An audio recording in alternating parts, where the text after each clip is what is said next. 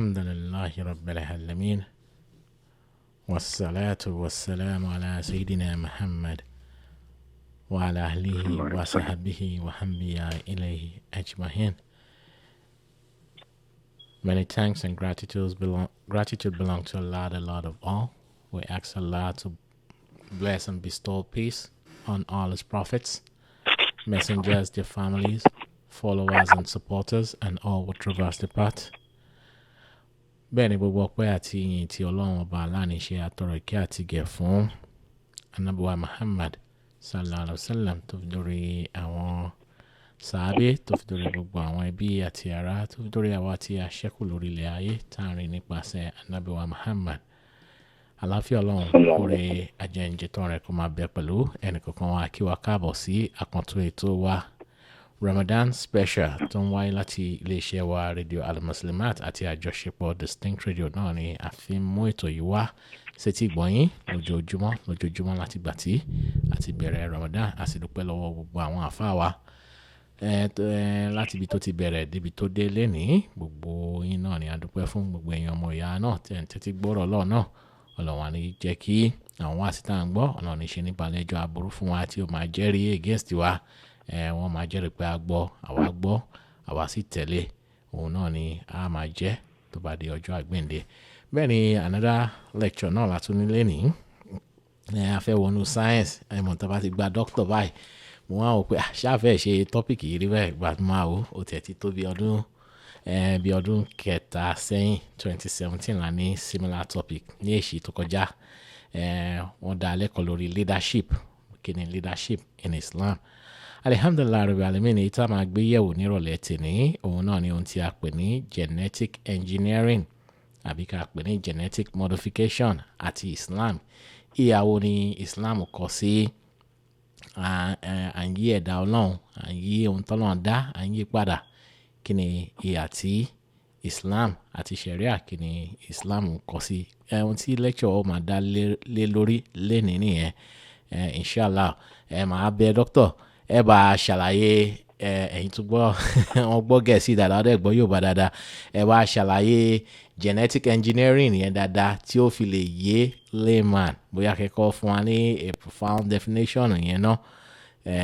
Then ẹ wá tó mi ní láti ti kọ́ àfà ní àwọn lè kí ó tó jù ọ̀dọ̀ fáfà tó. Alhamdulillah àwọn wọn kọ́ àwọn doctor àwọn wọ́n á ṣe wọ́n á make alhamdulillah máa fi gbogbo yòókù lẹ̀ máa fi lẹ̀ sí ọwọ́ àwọn dókítà. Ọlọ́run á ṣe ní nírọ̀rùn fún wọn ní ti sísọ, ní ti gbígbọ́ náà Ọlọ́run á ṣe ní nírọ̀rùn fún àná tó já pé a lè ṣàǹfààní fáwa náà ní ayé yìí àti ní ọjọ́ àgbéǹde. Again, the topic is genetic engineering and Islam. Ohun tí a máa gbé yẹ̀wò àbí ká pè ní Islam versus genetic modification, genetic engineering. Gbogbo ohun tí orúkọ oríṣiríṣi náà ni a lè pè àbí ká ní genetic manipulation. Èyíkéyìí tó bá jẹ́ nǹkan kan náà ni a ṣe ń sọ̀rọ̀ ń pẹ̀. Àwọn àfáwà tí wọ́n dá lẹ́kọ̀ọ́ òdo ni wọ́n ń ṣe àìmọ̀ fún olóko wa lórí ìkànnì yìí. Ó ti tójọ́ mẹ́ta tí wọ́n ti ń bá wa bọ̀. Ẹ̀rí bí mo ní àti ṣe àwọn scientific topic báyìí bí ọdún mẹ́ta sẹ́yìn. Àwa àti wọn tó àdúpẹ́.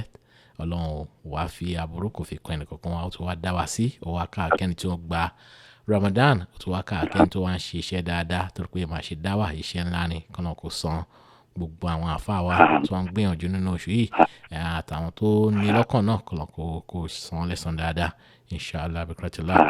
Láì fi àkókò ṣòfò èmi ó yẹ̀bà, àmọ́ kí n tó yẹ̀bà ẹ̀jẹ̀ ń sálámọ̀ sí wọn. Àwọn náà ni Dr. Abdulhakeem Jimoh láti ìlú New York náà ni wọ́n ti darapọ̀ mọ́ mi tí wọ́n máa gbé ohun sórí afẹ́fẹ́ láti dá lẹ́kọ̀ọ́ lórí kíni ìyà tí Islam tó kọ sí genetic engineering. Assalamu alaikum wa rahmatullahi wa barakatuh. Wa alaikum assalam wa rahmatullahi wa barakatuh. Adúpẹ́ lọ́dọ̀ Ọlọ́run bá a ṣe kí àti ìgẹ̀ fún Ànábì Muhammad kọ́lọ́n kó jọ kó gbọ́ ọpẹ́ tí ẹ̀yìn wa. So mo gbé kíkì mi látọ̀dọ̀ àwọn moderator wa tó pé gbogbo gbà náà wọn fi iṣẹ́ náà bá kalẹ̀ Ọlọ́run ò ní fẹ́ yẹn náà kalẹ̀ o. Iṣẹ́ tẹ́ ń ṣe iṣẹ́ tó lágbára ní púpọ̀, iṣẹ́ tó náà dẹ̀ yọ́nú sí ni. Bẹ́ẹ̀ tí wọ́n ń ṣe iṣẹ́ náà sí báyìí ìyọ́nú náà àtúwọ́n máa pọ̀ ju iṣẹ́ tẹ́ ń ṣe yẹn lọ.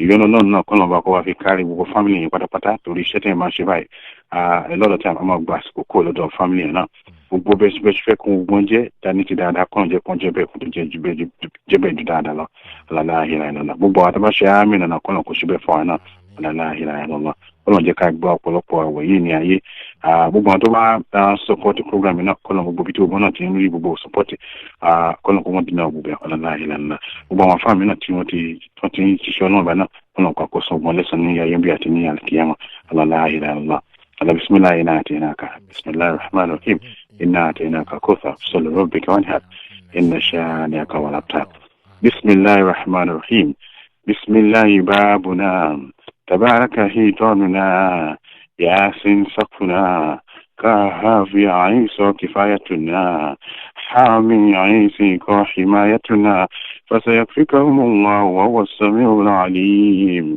ستر العرش مصبول علينا وعين الله نازرة إلينا بحول الله لا يقدر علينا الله من ورائه محيط بل وقرآن مجيد في اللوح محفوظ والله خير حافظا وهو أرحم الراحمين إن ولي الله الذي نزل الكتاب وهو يتولى صالحين ولا حول ولا قوة إلا بالله العلي العظيم ولا حول ولا قوة إلا بالله العلي العظيم ولا حول ولا قوة إلا بالله العلي العظيم adúpẹ́ lọ́dọ̀ Ọlọ́run ní èkúsí abẹ́kújọkó gbogbo lè tí ìyẹn bá sọ́bí lónìí kó fi guidance sí inú ẹ̀ la ilaha illallah.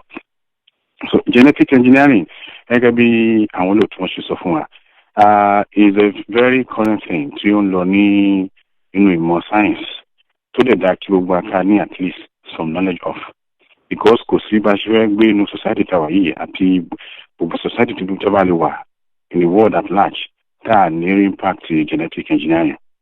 The fact power impact wa so indirectly or directly at impact ẹ̀sìn wa at impact understanding wa nípa àwọn ways of life wa àti bá ṣe deep pẹ̀lú wa. So ìdí tó ṣe pàtàkì gbogbo àká ní at least very basic fundamental knowledge of genetic engineering. Now tabani genetic engineering kí ni tí a mí taba fẹ́ break it down in a very simple way.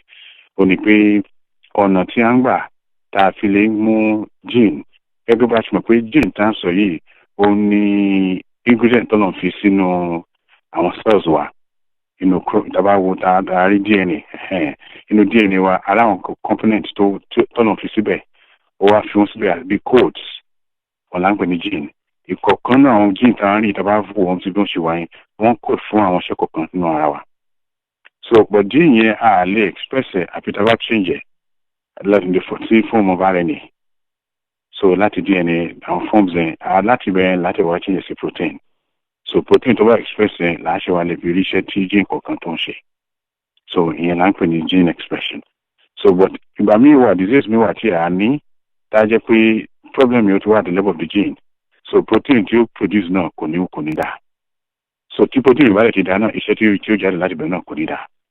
So our need thousands, many genetic disorders there. So the primary problem is at the level of the gene.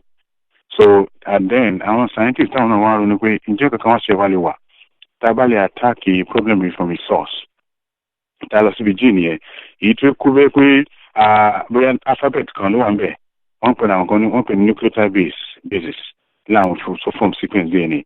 So to the encode method I want to say I code from wọ́n pè ní lórí mRNA wọ́n pè ní codon so adé represent amino acid kan bóyá pé lẹ́tà kan bẹ̀ lójú ní òjẹ́ kó wà ń bẹ̀ ni ó mì pé ìgbà tí yẹn bá fi di protein ọ̀tọ̀ ní á produce tí ó lè ṣe iṣẹ́ tó yẹ kí yẹn ṣe tí ó tí ìbá tẹ̀tẹ̀ rí bẹ́ẹ̀ ṣe iṣẹ́ tí wọ́n yẹ kó ṣe lára kò ní ṣiṣẹ́ yẹn lára so àwọn ò ní pé ǹjẹ́ tá a bá ṣe wá lọ sí level gene yẹn gan tó yẹ pé primary problem tá a wá attack problem from the source tá a wá rí fix láti bẹ̀yẹn nígbà tá a wá fix ẹ̀ tán tó wá lè ṣiṣẹ́ abnormal protein tó wá ń produce yẹn kò ní produce normal protein yẹn mọ́ so deficit tó wá wá nítorí pé abnormal protein yẹn wá deficit yẹn náà kó mẹ́ yẹ tá a bá rí yẹn ṣe ṣe àjẹyọ̀pá àbá àjẹyọ̀pá so ní táwọn scientists wò nìyẹn so láti wá débẹ̀ náà àkọ́kọ́ wo kí ni tó ń jẹ́ kí ni àwọn methods tí àwọn scientists lò láti fi ṣe genetic engineering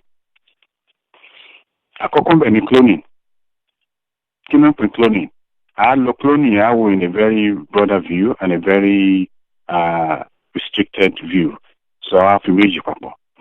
Cloning generally means making a copy. That's the cloning meaning. Can make copy. I make a copy genetic information can feasible me. It's cloning meaning. But the first clone, Mama Toko clone, Uwalamo, Dolly the sheep. Nígbà tí wọ́n clone yìí, the general procedure ni pé egg tí wọ́n bá lò wọ́n nucleate egg yẹn. So automatic egg wọ́n yọ nucleus ẹ̀kọ́ rẹ̀ wọ́n nucleate egg yẹn.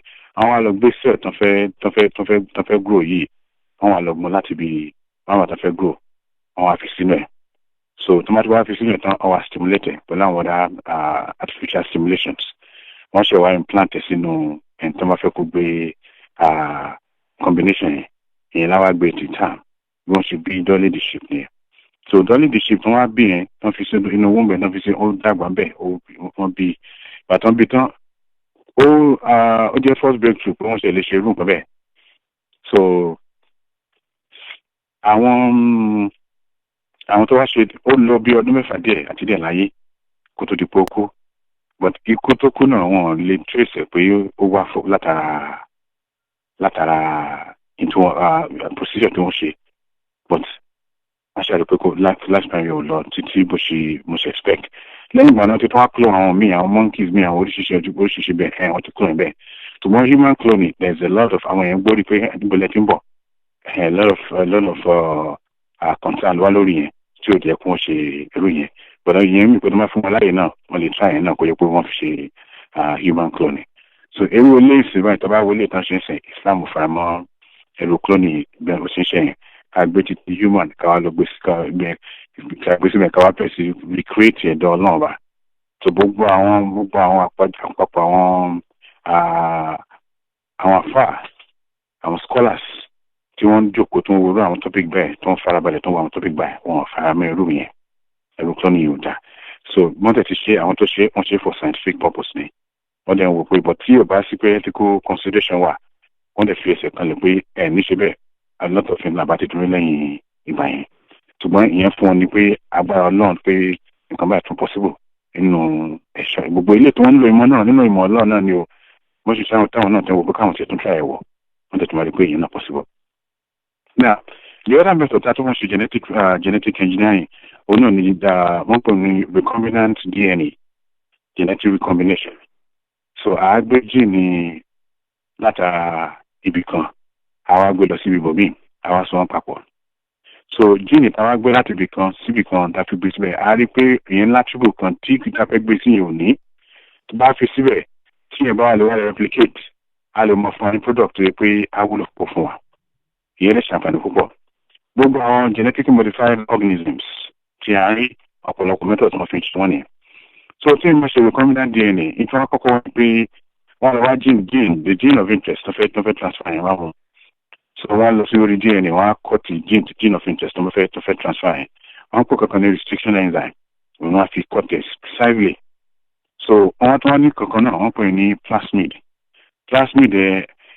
the non-chromosomal aspects of the bacteria ni so tó máa ti mú plasmid yẹn wọ́n mọ̀ ń sábà rìn as vector wọ́n á mú plasmid yẹn wọ́n á lọ fi carry gene tí of interest tàfẹ́ lò tàfẹ́ put síbi in organism tàfẹ́ put sí so bá ti fi sí àwọn àsùnwọ̀n papọ̀ wọ́n fi enzyme kan pè ní ligase àwọn fi sùn wọ́n papọ̀ tàbá ti wá sùn wọ́n papọ̀ bẹ́ẹ̀ àwọn àgbẹ̀ lọ sínú organism tàfẹ́ gbé lọ yẹn so tí wọ́n bá ti wá tó ti ń reproduce so I'm amplify in ti àgbẹ̀ sínú yẹn so either product ti project ewé bẹ́ẹ̀ sì láti fi rí láti fi ṣe injectable insulin tá ń lò tí a fi ń treat diabetes most especially type 1 diabetes mellitus ilé ọ̀nà tá a fi ń ṣe ọ̀pọ̀lọpọ̀ ẹ̀ nísìnyí nìyẹn tí dẹ̀ wúlò fún gbogbo àwọn ẹ̀ tẹ́lẹ̀ tá máa wá fẹ́ wá insulin ara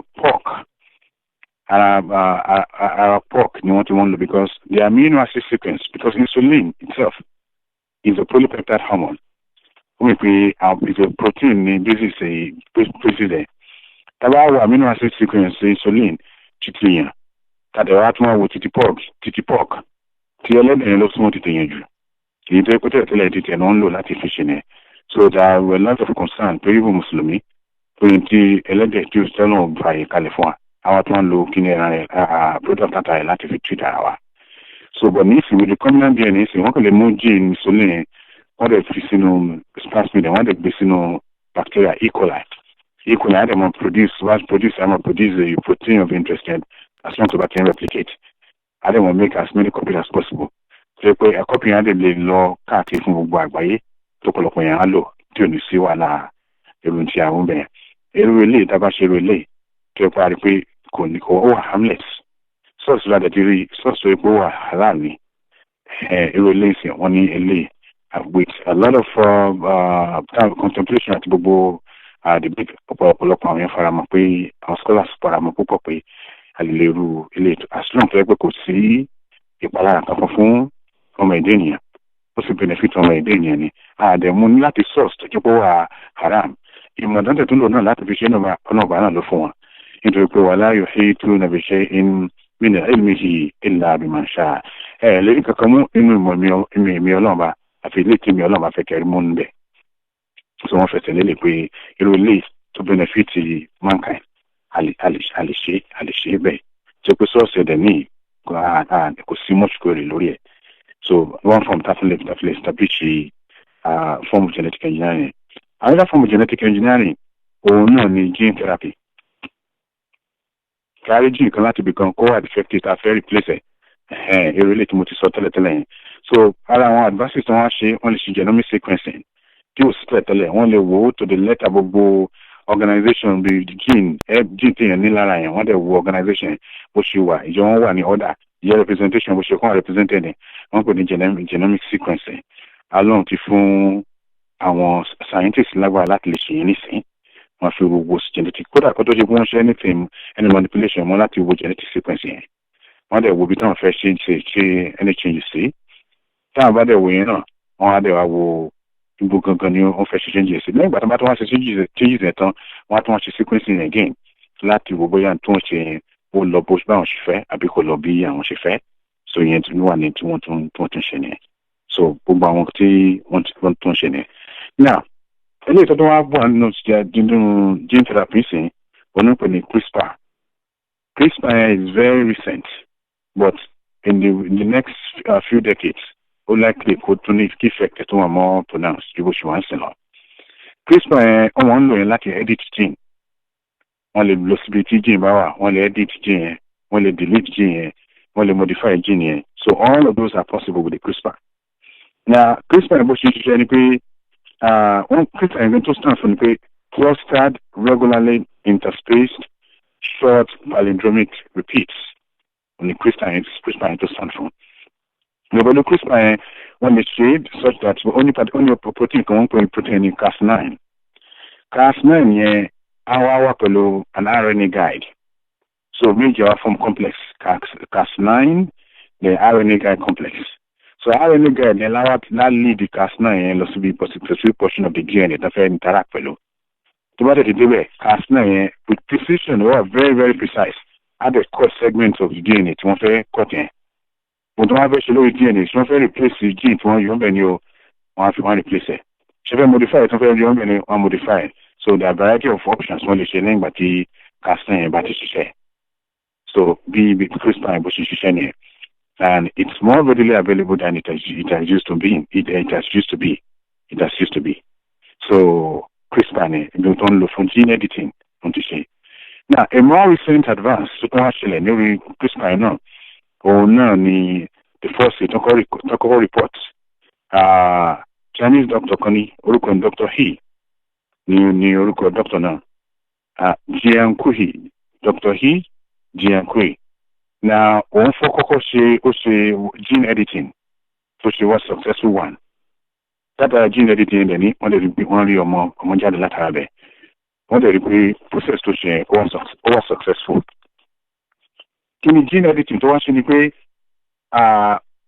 couple kan ọkọ àtìyàwó wọ́n find it difficult láti bímọ àwọn ṣe IVF so ìgbà tí wọ́n ṣe IVF yìí so ìgbà tí wọ́n ti develop egg wọ́n ti develop wọ́n gba sperm ọkọ wọ́n fi síbẹ̀ so ìgbà tí wọ́n mix ẹ̀ papọ̀ tí wọ́n di pé ilé ìtàn fẹ́ lò ìgbà tó wà ní one cell stage ìgbà yẹn náà ṣe wọ́n ṣe genetic sequencing genomic sequencing wọ́n á ṣe tó pè ní gene surgery láti bẹ̀yẹn wọ́n lè lò láti wọ́n wá ní gene tí ó wà responsible tó kó tó bá wà active HIV ẹni tó bá ní HIV lè gbàgbẹ́ wọlé wọ́n á ṣe gene yẹn wọ́n á repress gene so that HIV ò nílé ẹni tó pẹ̀lú irú yẹn sìn ẹni tó bá ní irú surgery bá wà bẹ́ẹ̀ HIV ò nílé mú irú yẹn because kò ní pathway láti fi wà wọlé sínú ara onítàn so wọ́n ṣe nígbà tó ń ṣe kí ni ìpadà di ọmọ méjì ló padà wá jáde látara ẹ̀ so àwọn yẹn wọ́n bí ọmọ yẹn àwọn ọmọdé náà ń pè ní Lulu àti Nana ni àwọn ọmọ tí wọ́n bí tó jáde látara kí ni ẹ̀ nígbà tó ń wá bí wọn tán náà ó tún wá lọ ṣe genomic sequencing ó dẹ̀ rí pé gbogbo gene tó wà bẹ́ẹ̀ everything wà fine ó dẹ̀ rí pé gbogbo ilé tí wọ́n intend kó ń ṣe tó wà bẹ́ẹ̀ àwọn yẹn náà wọ́n dẹ̀ wà okay so far from our report from Mbe.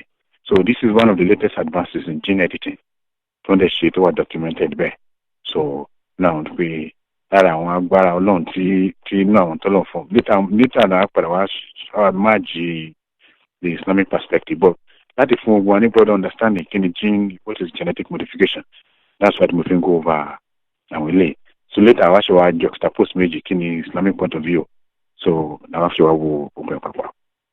Now, gene editing, which you want to CRISPR to most of which you are will to I want to work with in the next few years. Start by sure I want really abuse CRISPR and I'm to phone like to go this far. So it will be to buy leverage to the Islam will say independent and that shape away. Or no, ni pe gene ba se so pa ton lagwa Ọlọ́run fún la o ti fáwọn ní months láti lè wo pé wọ́n lè lọ sí level gene constitution changes. Àwọn èèyàn wá lè wá ṣe changes tàbí pé a mọ affect bí a ṣe live. So irú yẹn náà pẹ̀lú designer baby.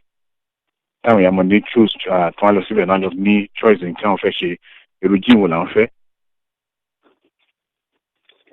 So wọ́n lè wo. So but eléyìí tó lè change gbogbo gene pool tàbá fi ilẹ̀ bẹ́ẹ̀. So àwọn tó wà bẹ̀ wọ́n lè lọ síbẹ̀ kọ́ pé gene tó fẹ́ sí o mo fẹ́ gene tó yẹ pé high enhanced metabolism ni. So we put the jam at born a home me fair so that me need son me need put any unnecessary weight. Only shibe on the but the virgin perfect eyesight. People me need anything like to be eye me. But the virgin we have the intelligence. Intelligence become improve. So the new option like the picking, like the people operate regulator. You tell me people for only than regulating me. But elite you want to anything. One of the level as far as aging. Because our chromosomes are one break, and those things will contribute to what cellular death. So we are in the gene to break one, the break one, so we'll be living longer than people in Portugal. We will lay and continue down with it. What I do is modify immune system. We hardly like legacy, so it's a super active immune system. So we go around with these are possibilities only. So Tamawan you got only option where you can clear in the travel of space, still need see much protection, still need see much more accommodation at people in the law. So when we Islam of Ramo Bole at a pay later on for also on antibiotics. Oku so we and intention to appreciate some question intention to pay a solve problem. Intention to achieve control extraordinary because need to intention to when you feel comfortable. Ele de ni Islam negate you designer baby because ele apa dawala kalene. Anybody to battle what they are saying, I love she kinene. But the days we won't all fellow ile we will have a share loile. So very so but later ma tun so nípa àwọn criteria to ní kala ti wo ka fi wo pé ṣe manipulation is something that okay abiko okay. So the next thing to attack one fish is so our method to know that the gene genetic modifications ni. But the practical application genetic modifications ni, what are those practical applications of those genetic modification? Now, most of the time, we don't put down GMOs, genetically modified organisms. Genetically modified organisms, most of them are produced on DNA, recombinant DNA technology to modify earlier. Most of them actually produce most of them there. Now, any animal models. Animal models down low. No, I've studied rare disease any benefit. I've studied àkọ́kọ́ lo àwọn mice àwọn small animals then so wọ́n lo àwọn yẹn wọ́n lè lò láti fi determine risk factor àwọn disease conditions risk modifiers wọ́n test lórí gbogbo àwọn yẹn wọ́n ṣe lè lò lórí àwọn yẹn so we have genetically modified animal models táwọn yẹn wà tó pé tí wọ́n lò wọ́n fún yẹn so tó dẹ̀ jẹ́ pé ìwúlò tó ń jáde látara bẹ̀ eventually ó wúlò fún gbogbo àgbáyé ni. Now ẹlẹ́kejì tó wà ó náà ní genetically modified microbes bẹ́ẹ̀ plants bẹ́ẹ̀ náà ni àwọn animals so but these are genetically modified organisms so tó bá wọ microbes àwọn ní ìwúlò púpọ̀ àkọ́kọ́ bẹ́ẹ̀ ni tó bá wọ genetically modified yeast baker's yeast ìyẹn nígbà tó modify látara modification recombinant DNA technology wọ́n wà able láti pé kí wọ́n lọ produce a hepatitis B vaccine through such genetic modification.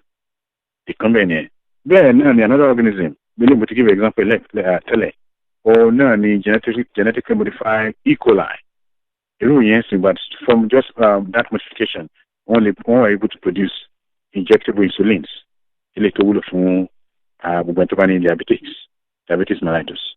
Now bẹ́ẹ̀ náà ni factor 8 àti tissue plasminogen activator tó gbà wọ́n lè wọ́n lò wọ́n factor 8 yẹn à ń lò fún àwọn hemophiliacs ni àwọn tó bá ní deficiency factor yẹn so wọ́n ti lè genetically produce ẹ̀ náà from mammalian cell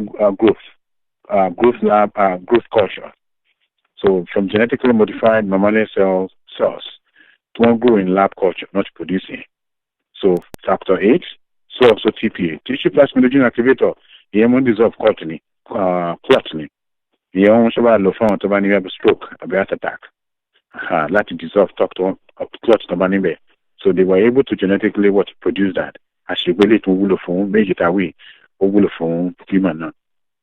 Bẹ́ẹ̀ náà ni plants genetically modified plants there are various forms of plants and plant nígbà tó kọ́ modify wọ́n fi àwọn gene mi síbẹ̀ tó pé ó make wọn resistant sí pest tó pé àwọn pest tó máa ṣe àwọn pest yẹn ò ní lè jẹ wọ́n so and they maximize productivity náà mìíràn ni.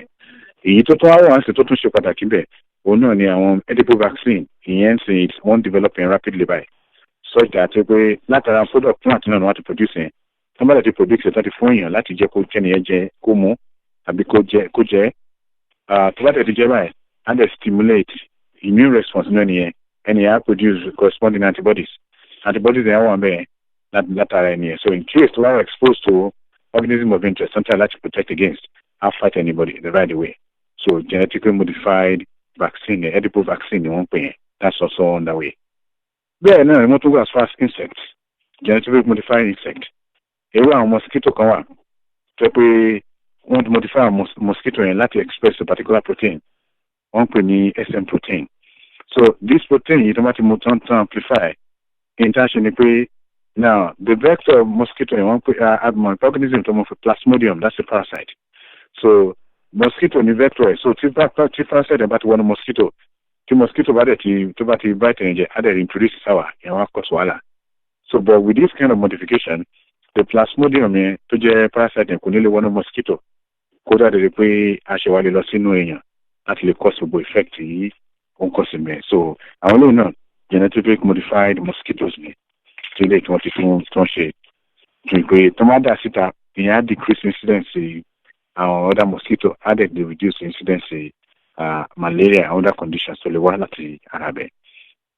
Bẹ́ẹ̀ náà ni human gene genetic recombination to humans a lè lo stem cells bẹ́ẹ̀ ni àwọn recombinant DNA so eléyìí tí wọ́n ti lè rí pé tó bá wà successful the beta globin gene tó kù fún ara àwọn protein tó make hemoglobin so this hemoglobin tó máa ṣe ní gene yẹn so a lè replace the abnormal gene so a dey were responsible láti jẹ́ pé kí o lè treat condition tó bá ní abnormal hemoglobin most especially hemoglobin S which is the main one we see with sickle cell disease that could be of a lot of help in that particular regard too so that's also human as part of the gene therapy to replace the gene probably will be of help to that but LA is still very much under consideration so bẹ́ẹ̀ náà ni àwọn oúnjẹ tí a ń jẹ So, ilé put that now genetically modified foods, TNJ, púpọ̀. About lost on a lot of genetically modified foods. A typical example of them is tomato. Our tomato, most of them they are genetically modified. To understand the gene to incorporate the gene to nije ki kan ba ti ko ti de baje ki kan ko jera. So tomato sibe no instead of tomato after they be one day or 2 days that be rotting and they prolong the shelf life again and they were available for some time. So there are other food not to modify to get desirable trait from another source. They put into the food, and that will either enhance the productivity of the food, or allow the food to have special taste, or modifying the food in such a way that the food will be readily available or cheaper, or that will allow for mass production. So these are our genetically modified organisms. Now, genetically modified organisms in terms of environmental conditions. What are the environmental conditions? Now, our genetically modified bacteria may want to learn that make something biodegradable plastics. So our bacteria one the ability to modify genetically that convert glucose at our organic acid into a flexible polymer in form of plastic. So which is another thing that's also been done. And also our bacteria modify genetically modify only low that convert our oil and our heavy metals to convert one into what are a non-harmful products. So we want to know products the waste products under from bacteria and bacteria and the genetically modify anything oily material, the only material in this regard, heavy metals and specific other waste products. These bacteria can break them down into something very small and render them harmless. So this is bioremediation. So what that is relation, a lot of people completely decompose large amount of waste. Not for mankind at the full society at large. What is the relevance the genetically modified organisms politically and socially? In your cocoa, I learned the great danger to you to one bed. Most of no one get tangent. About Fiji conspirators that the nipple thing to the so far point that was safe. So, so there won't be any other kind of alteration. Will it bring about any other kind of diseases? So these are some of the concerns to work with genetically modified organisms. Now, if a mosquito genetically modified mosquito don't release would that affect the population of other organisms, or how long would those ones be? Ecosystem, cost imbalance in the ecosystem. So these are other concerns. So also, this to be change no. They are let's produce our community even organisms may be low from community, but eventually no. But she won't low on that to shake. I'm gonna develop resistance for other things in the way. So these are other possibilities and some of the dangers to work with genetic modification. Now, about genetic modification in the environment and situation the European Union in the late 90s, I want to say, like to protect our genetic modification, I think most especially in terms of food. We won't get anything food, or go on the label. Label you established to contain GMO, which is greater than 0.9%, kind of 1%. Anything 0.9%, roughly 1%. They have to put that in the label so that our consumer in time only by other people let the deep one accordingly. But in the United States, because CF14 the European Union, so less of an effort is less strict enforcement on that. So I mean, the label or the more label, so it's not something that is as strict as in the European Union, but very important so that into so these are the science behind genetic engineering. These are the science here, and these are some of the immediate things. There are many more, but just for the sake of brevity. So our major things won't be genetic engineering to one thing. So be Oshiwane. So ká lọ síbi Islamic point of view. Kí ni Islam ní fún wa lórí genetic engineering? What is the point of view of Islam? Àkọ́kọ́ wò ni pé ẹ̀dá Ọlọ́run bá ló dá gbogbo pátápátá. Ọlọ́run dẹ̀ dá wa, ó lè yẹ ká mọ̀, ó sọ clearly pé òun náà ni ó ní ọba àṣẹdá pátápátá. Kò wá tó sẹ́nibọ̀dì tó lágbára láti dá nǹkan kan míì. So Ọlọ́run ni òun ní àṣẹdá. A dẹ̀ mọ̀ pé at all time kò sí gbogbo reasons lè advance tó, kò sí ohun tá a lè discover. Ó lè jẹ́ pé tá a discover náà látara ìmọ̀ kékeré nínú ìmọ̀ tí Ọlọ́run bá tó fẹ́ fi ká tó mọ̀ látara ká tó discover yẹn. Kò wá síbi advancement yẹn tó náà, a mọ̀ pé gbogbo Ọlọ́run bá náà ní ọba ṣẹ̀dá gbogbo wa. Àti gbogbo àwọn advancement àwọn ṣe náà, àwọn ẹ̀dọ́ Ọlọ́run náà la manipulate. Lẹ́dàá wa títí wa kan bì kan, táwọn lè dé dáadé porúkọ ẹ̀. Nítorí ti ṣe kalẹ̀ láwọn mọ́látàrí làwọn ń ṣe báyìí láwọn ń yí káàkiri lẹ̀. Àṣírí kẹ́nìkan dé kó dé láti ibìkan kó kàn mẹ́kì èèyàn from nowhere pé láì pa kankan papọ̀ inú tọ́lọ̀ bá ti ṣe tó dá. Kò sí. So lọ́nà fún sọ fún ọ pé a'udhu billahi minash shaitanir rajim, bismillahir rahmanir rahim. Inna fi khalqis samawati wal ardi wa ikhtilafil layli wan nahari la'ayatin li ulil albab. Bí dídá sánmà àti ilẹ̀ àti bí òru àti ọ̀sán wọ́n ti ń yíwọ́nú ara wọn. Eléyìí ti tó ní àmì fún wọn láti mọ̀ pé Ọlọ́run bá lọ́ba alágbára fún gbẹ̀n tí ó bá lè ronú púpọ̀. Sọ náà dẹ̀ tún sọ fún wa pé la khalqus samawati wal ardi akbaru min khalqin nas walakinna akthara an-nas la ya'lamun. Ìdásánmà àti ilẹ̀ is a more difficult subject than the creation of the human itself. For a lot of people, láyé mi Ọlọ́run sọ fún wa pé antum ashaddu khalqan أم السماء بناها رفع سمكها فسواها وأغطش ليلها وأخرج ضحاها والأرض بعد ذلك دعاها أخرج منها ماءها ومرعاها والجبال أرساها. So náà tún sọ fún wa pé ẹ̀yin ìṣe òpin dídá yín ló le jù ní àbísùnmọ̀ tí mo dá. Some of them sọ fún wa pé ولقد خلقنا السماوات والأرض وما بينهما في 6 أيام وما مسنا من لغوب. ọjọ́ mẹ́fà ló fi dá sánmà àti ilẹ̀ àti gbogbo tó wà ní pátápátá. So the creation of the heaven and the earth is a more difficult subject than just the creation of human. So àwa rí pé gbogbo ilé ìtàn wí náà ó fi hàn wá pé Ọlọ́run bá ní gbogbo inú gbogbo tó dáná manipulate náà inú ẹ̀dọ́ Ọlọ́run náà ni.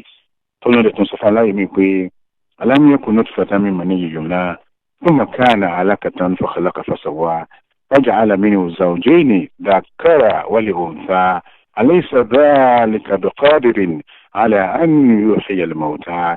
Ǹjẹ́ mo yàn tó ń ṣe gbogbo lè tó manipulate tó ń ṣùgbọ́n ǹjẹ́ òun náà kọ́ at one point in time ألم يكن نطفة من مني يمنى ṣé kò ṣe was it not a drop of semen, a sperm that came from the semen?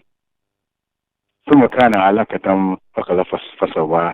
àwa ṣe di ẹjọ́ dídì lẹ́yìn náà àtúnjẹ́ kó progress àwa ṣe gbogbo àwọn ẹ̀yà rẹ̀ in proportion. wọ́n jẹ́ àdàmì ní ọ̀zà òjẹ́ ìnìdá kára wálé òǹfà èyí tá a ṣe lọ́kùnrin wọn bẹ́ẹ̀ èyí tá a ṣe olóbìnrin wọn bẹ́ẹ̀. alisa dhalika biqadiri ala an yuhyiya al-mawta. sọba tó ṣe lè lágbára láti tán bó wa dìde ni. sọ náà tún ń dá padà síbi ìpẹ́ wa káàmù pé o gbogbo ilé ìta láàrin náà o látara ìṣẹ̀dá Ọlọ́run bá náà ni mo ti manipulate o. bẹ́ẹ̀ náà láyé mi ni wọ́n sọ fún wa pé alam nakhluqukum min ma'in mahin fajalnahu nutfatan fi qararin makin. So alam najal aso onko ló ń dá yín látara omi yẹpẹrẹ yẹn ni. lẹ́yìn náà wá fi síbi kan ní àtọ̀ tí ó fi síbi kan síbi tó ṣe fẹ́. lẹ́yìn wá kọ̀ sí bẹ́ẹ̀ pé aqaddarna فنعم القادرون ويل يومئذ للمكذبين. àṣewà pé gbogbo kò bá tún sáṣẹ́ tó lè pèpò bí àwọn ọlọ́ọ̀bà àfọwọ́ wa ní sàdánkátà àwọn ọlọ́ọ̀bà bẹ́ẹ̀ náà ni. So kí wọ́n ní atafẹ́fà yọ̀ bí ni pé gbogbo àwọn táwì náà á rí i pé àwọn gbogbo tálá modify náà nínú àwọn iṣẹ́ Ọlọ́run ni àárí kankan ṣe àkàntàpọ̀ pẹ̀lú iṣẹ́ Ọlọ́run náà ni. So ìyẹn ló yẹ ká tún gbogbo fọ́nà púpọ̀ jù pé kò tí ì fún gbogbo tálá ń ṣe náà sí àmúrọ̀kìlìkà iṣẹ́ náà ni. èyí tó bá dẹ̀ fẹ́ ká túmọ̀ náà là á túmọ̀. ìkílódé àti mọ̀gbó lè ka mọ̀ nísìn for a long time into fẹ́ ká súnmọ́ nínú ìmọ̀ ẹni á dẹ̀ jẹ́ kí ìmọ̀ wa kó tó mọ̀ lọ síwájú sí bẹ́ẹ̀ kó tó mọ̀ lọ síwájú sí bẹ́ẹ̀ ni làwa kí Ọlọ́run pé subhana man abda ala shiya wa qaddaraha wa man yajudu ala al-asi wa yasturuhu subhana man abda al-ashiya wa qaddaraha wa man yajudu ala al-asi wa yasturuhu. Ọba tó dá ẹ̀dá pátápátá òun ló ṣe ìbẹ̀rẹ̀ ẹ̀dá òun ló inception ẹ̀dá pátápátá ló dá. Ìdá tó dá ni pé òun ò kọ́pì nǹkan kan láti fi kó dá ẹ̀dá kò ní mọ́dúlù kan tó wò láti fi dá òun tó kàn dá wa from scratch ni. Gbogbo àwọn ọmọ ohun tó lọ ń dá ẹ̀rí gbogbo àwọn kan inventions tá ń ṣe plane là ń ṣe ni àwọn ohun tó lọ ń dá ni gbogbo ohun tá ń ṣe tó forúkọ ẹ̀ à ń lo ohun tó lọ ń dá as a template láti fi ká dá gbogbo ẹ̀ ni. So gbogbo ní tánlá tí ní genetic modification náà aláti mọ̀ tún ìmọ̀ náà aláti mọ̀ dá padà sọ́dọ̀ ọlọ́ba nítorí pé ọlọ́ba náà ló fún wa ní ìmọ̀ náà. Kí wọ́n ní view science kí ni view Islam lórí kí n wá ìmọ̀ tó jọ mọ́ ìmọ̀ genetic engineering. Islam kò tako as long as tó pé ìmọ̀ náà èèyàn ń lò lọ́nà tí yóò fi tún ayé ṣe lọ́nà tí èèyàn fi tún fi ṣàlàyé nǹkan fáwọn èèyàn lọ́rùn tí èèyàn á fi ṣe dáadáa tí ò ní lò lọ́nà àbúrò àsán tó máa ti lọ bẹ́ẹ̀ Islam encourage any form of knowledge táwọn àbí ti sọ fún wa pé talabul ilmi faridatun ala kulli muslimin wa muslima kí wá mímọ̀ ó ṣe pàtàkì lórí gbogbo mùsùlùmí lọ́kùnrin àti lóbìnrin bẹ́ẹ̀ náà ni a dẹ̀ rí pé kò specify pé orí ìmọ̀ kan báyìí ní gbogbo ìmọ̀ tí ó bá ti wúlò fún yàn ìmọ̀ tí yóò fi ṣàbúrò ìmọ̀ ènìyàn ò gbọ́dọ̀ wá gbogbo ìmọ̀ tí ó bá ti wúlò fún yàn ó tọ́ kí n wá tọ́lọ́mbà fún yàn l'opportunity láti wá irú mọ̀ bẹ́ẹ̀ ni anábì fẹ́ sọ fún aláì pé man salaka tariqan yaltamisu fihi ilman sahala Allahu lahu tariqan ila al-jannah gbogbo ẹni tó bá tójú ọ̀nà kan ojú ọ̀nà náà wá fi wò láti fi wá ìmọ̀ tí ó fi ṣayé láǹfààní tí ó fi wúlò tó lè fi ṣe ọlọ́run látara bẹ̀ sahala Allahu lahu tariqan ila al-jannah ọlọ́run bí a ṣe ọ̀nà náà lọ́nà ìrọ̀rùn fún láti lọ sínú al-jannah.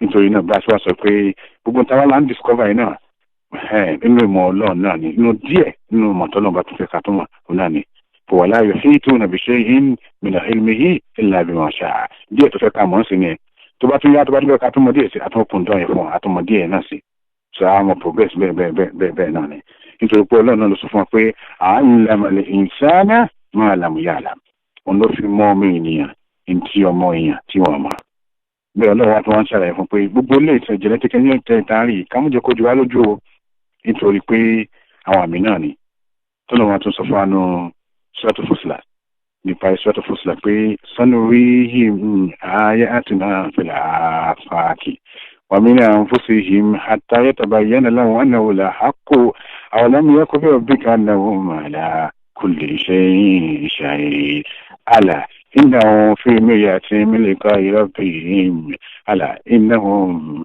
بكل شيء محيط سنريهم آياتنا في الآفاق àmọ́ fi àwọn àmì hàn wá gbogbo káàkiri gbogbo àgbáyé gbogbo tó bá dé àmọ́ fi àmì hàn wá irú àmì ọlọ́run náà ni irú coronavirus àmbádì yìí sí kan náà àwọn àmì ọlọ́run náà ni ó so gbalagbà dọ́lẹ̀ so ẹnu àwọn àmì ọlọ́run so gbogbo scientist ọgbọ́n tó ń sáré káàkiri láti tún wá ìmọ̀ ṣe pé ìmọ̀ tán nígbà táwọn nípa coronavirus ní need fún wa láti lọ wá ìmọ̀ kankan pé a fẹ́ fi treat ẹ̀ ọgbà tó coronavirus ń sìn aláti tún lọ wá kàtí kó láti mọ̀ wá ìmọ̀ ni so pé ó mì pé ìmọ̀ is a continuous thing táwọn bí sọ fún wa pé itlubu al-ilmi min al-mahdi ila al-lahd ẹ wá ìmọ̀ láti bàtẹ́ bá ti wà ní láti bí kérédù títí yẹn fi wọnú sáré so kò sígbà kan tí yẹn wá ń dúpẹ́ ibi tí mo dé sí mi ìfẹ́ wá mọ̀ rárá o ìyá mọ̀ wá lọ náà ni so gbígbó station bá tẹ̀tí dé náà ni ìyá mọ̀ wá ìmọ̀ so ó fi hàn á pé inú ìmọ̀ ìta wá sí inú ìmọ̀ ọlọ́run náà ni tí ó fi hàn wáyé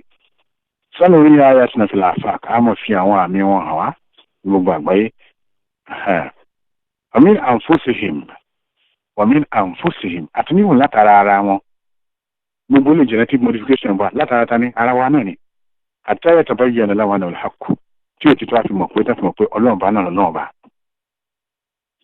Islam náà dẹ̀ ní ọ̀nà lọ́nà àtàyà tàbáyé ẹ̀nà láwọn náà lẹ́hàkù àwọn ẹ̀mí ẹ̀kọ́ fi ọ̀gbẹ́ kan náà wà láàkú lè ṣe ìṣàyè ṣé ò wá ní tó yín ni pé ọlọ́run bá yẹn ojú ẹ̀ tó gbogbo nǹkan pátápátá ló witness so bí káyà yẹn tún sọ fún ọ ni so kí tó wá bọ́ sílùú general consideration ethics ọlọ́run wá fún gbogbo oníkálukú láti ní ó fún wa ní challenge ní gbogbo scientists láti mọ̀ pé ìmọ̀gbọ́lẹ̀ tá ń gbìyànjú díẹ̀ náà nínú tọ́lọ̀ inú ọmọ ọlọ́run náà ní ìmọ̀gbọ́lẹ̀ tá fún wa kò sẹ́ni tó lè mọ̀ tó mọ̀ ìwọ̀nba tí wọ́n bá mọ̀ díẹ̀ náà ni very very liminal torí ọ̀pọ̀lọpọ̀ tó wà tí tẹ́ni o mọ̀ tí ò dẹ̀lé mọ̀ tán tó náà fi kókó fàyè lẹ̀ tọ́lọ̀ fún wọn sọ fún wọn ní sọ́tọ̀ hajj pé yáyà náà sọ ضرب مثل فاستمعوا له إن الذين تدعون من دون الله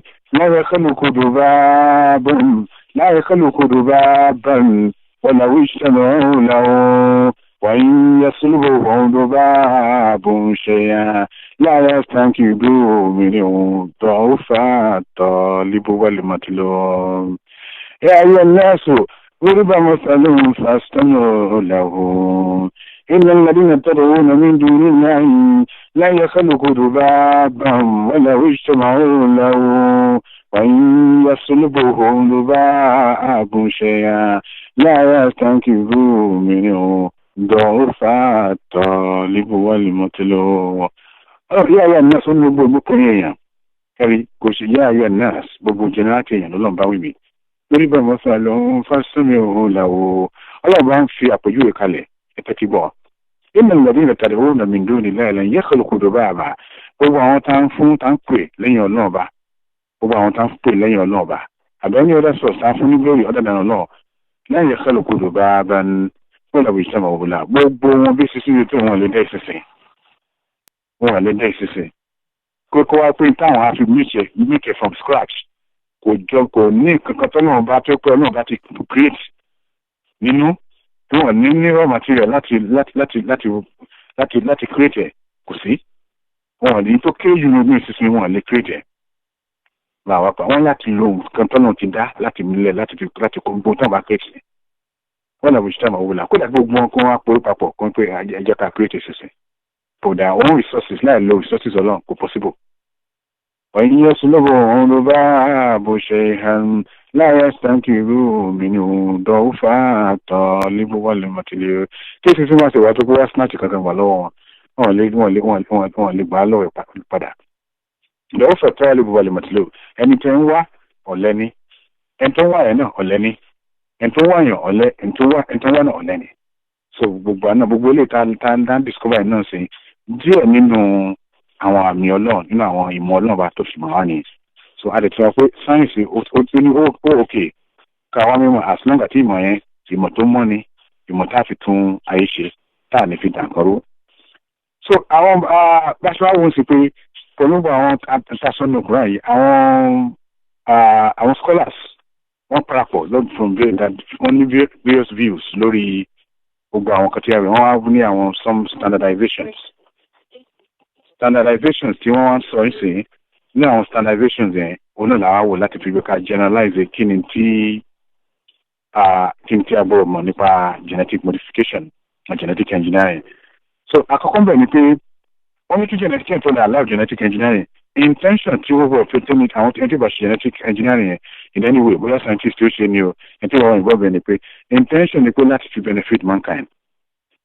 so tó bá yẹ pé intention láti benefit mankind ni bẹ́ẹ̀ bí ká sọ pé kún ṣóúnjẹ in large quantity a lè consider yẹn tí ó bá yẹ pé wàá fi lè treat disease tó possible ká fi treat disease tó yẹ pé a lè consider yẹn tó bá dé ojú pé source of education láti fi káyìn tó kọ́rin lẹ́kọ̀ọ́ nípa ìmọ̀ ara wọn a lè consider yẹn ni lórí ẹ̀ tó jẹ́ source iṣẹ́ náà táwọn èèyàn ṣe lè fi ṣiṣẹ́ láti fi lè advance science náà a lè consider yẹn náà so it must be beneficial to mankind to carry any negative connotation so that's number one criteria. Number two ni pé ó gbọ́dọ̀ wà safe. Àwa ní pé tó gbà àgbàtà fẹ́ ṣe genetic modification yẹn sìn aláti fi ṣe pé yín tá fẹ́ ṣe amọ̀ tá fẹ́ ṣe. Àwa ní fẹ́ ṣe pé kámi entertain kámi take lọ́lọ́ gẹ̀ẹ́sì nígbà tá àbá tí ń tá fẹ́ ṣe yàn tí ì dá wa lójú. Pé at the end of the day gene kan la fẹ́ ṣe àtìlọ delete gene mi tó dẹ̀ ní iṣẹ́ mi tó yẹ kó ní tó wà very vital nínú ara. That one cause much more damage than it after fix. So kò bọ̀ sí hàn bẹ́ẹ̀ interface ṣe kò sí kò gbọ́dọ̀ make situation ta fẹ́ lọ address ẹ̀ kó wọ̀ ju ta fẹ́ address on the first place. Nítorí wọ́n sọ fún wa pé ládọ̀rọ̀ rárá wọ̀lá di rárá mọ́ ní ẹ̀ lára mọ́ òun náà mọ́dẹ̀ kún jẹ́ kán ní wọ́n náà lára. So a rí pé overall safety gbọ́dọ̀ jẹ́ tí ó ṣe pàtàkì mbẹ̀. Tàbá dẹ̀ establish pé safety wà mbẹ̀ so ó jẹ́ tí ó ṣe pàtàkì kó dé pé àṣẹ. Now intention náà number 3 wọ́n náà lè lò náà láti tún lè fi prevent possibility pé nítorí ó lè prevent ẹrú condition báyìí ṣáàdẹ̀ rí àrídájú bẹ́ẹ̀ ta lè take step náà ní tó dáa púpọ̀ ni. So náà ló sọ pé al-wiqaya khairu min al-mu'alaja al-wiqaya khairu min al-mu'alaja. Prevention is better than cure. Nítabàlá ń ta àbálẹ̀ prevent tó lè dá sí wa lójú pé tábà ṣe prevention yẹn kò ní dáwọn àmì kalẹ̀ kò sí aburú mi tábà fi lò. Ẹlẹ́kẹrin ni pé any agent tá a bá lò in that measure must be from a halal source. Gbogbo example tí mo give lẹ́kan àgbọ̀rọ̀ gbé abíyá láti ra pig ìtọ́nà ló ń ṣe léwọ̀ káwádé kálóńbala fífi treat nǹkan mi gbogbo náà nǹkan bẹ́ẹ̀ ó wọ̀ jẹ́ source of halal kò dẹ̀ gbọ́ ní any form of najis ẹ̀gbin so that sọ fún ẹgbẹ́ tọ́lọ̀ àbí nǹkan tábà ṣe ń sìn bẹ́ẹ̀ tábà produce bẹ́ẹ̀ ọtí wà ń bẹ̀ ní àgbọ̀rọ̀ rí bẹ́ẹ̀ tọ́lọ̀ dẹ̀ sọ fún àwọn olùmọ̀tà alaykum al-maytan wa damma wa lahm al-khinzir ẹ̀ràn lẹ́dẹ̀ ọlọ́ba ṣe ni òkú bẹ́tẹ̀ wọ́n fẹ́ ká jẹ́ ẹ̀jẹ̀ anything tó wọ́n jẹ́ pé ẹ̀jẹ̀ tó ń flow lam adama masfuhan àwọn ọ̀fẹ́ irú yẹn náà wọ́n fẹ́ yẹn kó wà bẹ́ẹ̀ náà ni lahm al-khinzir ẹ̀ràn lẹ́dẹ̀ àbí wọn kọ́kọ́ dé pé al-khamr ọtí pé nǹkan àfi ṣe preparation náà ọtí náà tó wà ń bẹ̀ in anyway so gbogbo source tó bá ti jẹ́ pé source haram ni kò gbọ́dọ̀ jẹ́ tí ó wà nínú intervention as part of what either genetic modification as either as GMO or with other forms of modification that taba níbẹ̀. So and lastly agbọ́dọ̀ mọ̀ pé mùsùlùmí gbọ́dọ̀ mọ̀ pé knowledge tí mùsùlùmí scientist tó bá jẹ́ mùsùlùmí bá fẹ́ wà ń bì kó wọ́n pé knowledge tọ́lọ̀ fún un láti fi lè fún òun fẹ́ participate lè àmọ́nà ni knowledge bó ṣe wá jẹ́ àmọ́nà náà ọlọ́run àbẹ̀rẹ̀ lọ́wọ́ bó ṣe lo knowledge náà tó bá lò ó láti fi dá wàhálà kalẹ̀ ọmọkùnrin náà àbẹ̀rẹ̀ lọ́wọ́ tó bá lè fi lò ó láti fi tán ṣe ọlọ́run àbẹ̀rẹ̀ lọ́wọ́ náà so bí ọlọ́run ṣe ní kí n wo eléyìí òwò lè tí mo bá sọ tó bá rí pókù díẹ̀ káàtó àṣìṣe títí ọmọ ìdánìyẹn ìdúrà wọlé látàrí bẹ́ẹ̀ àjẹpẹ́ guidance láti ọ̀dọ̀ náà bá ní. إن هذه تذكرة فمن شاء اتخذ إلى ربه سبيل فسبحان ربك رب العزة عما يصفون وسلام على المرسلين والحمد لله رب العالمين. آمين جزاكم الله خيرا adúpẹ́ fún dókítà wa kọ́lọ́n kó bá san lẹ́san dáadáa kó bá lékún karamọ́ kó bá lékún ìmánì àti ìmọ̀ wọn ẹni pé ó wà very precise ó tó wà comprehensive tó adúpẹ́ fún yín gan ni kọ́lọ́n kó bá adúpẹ́ fún yín.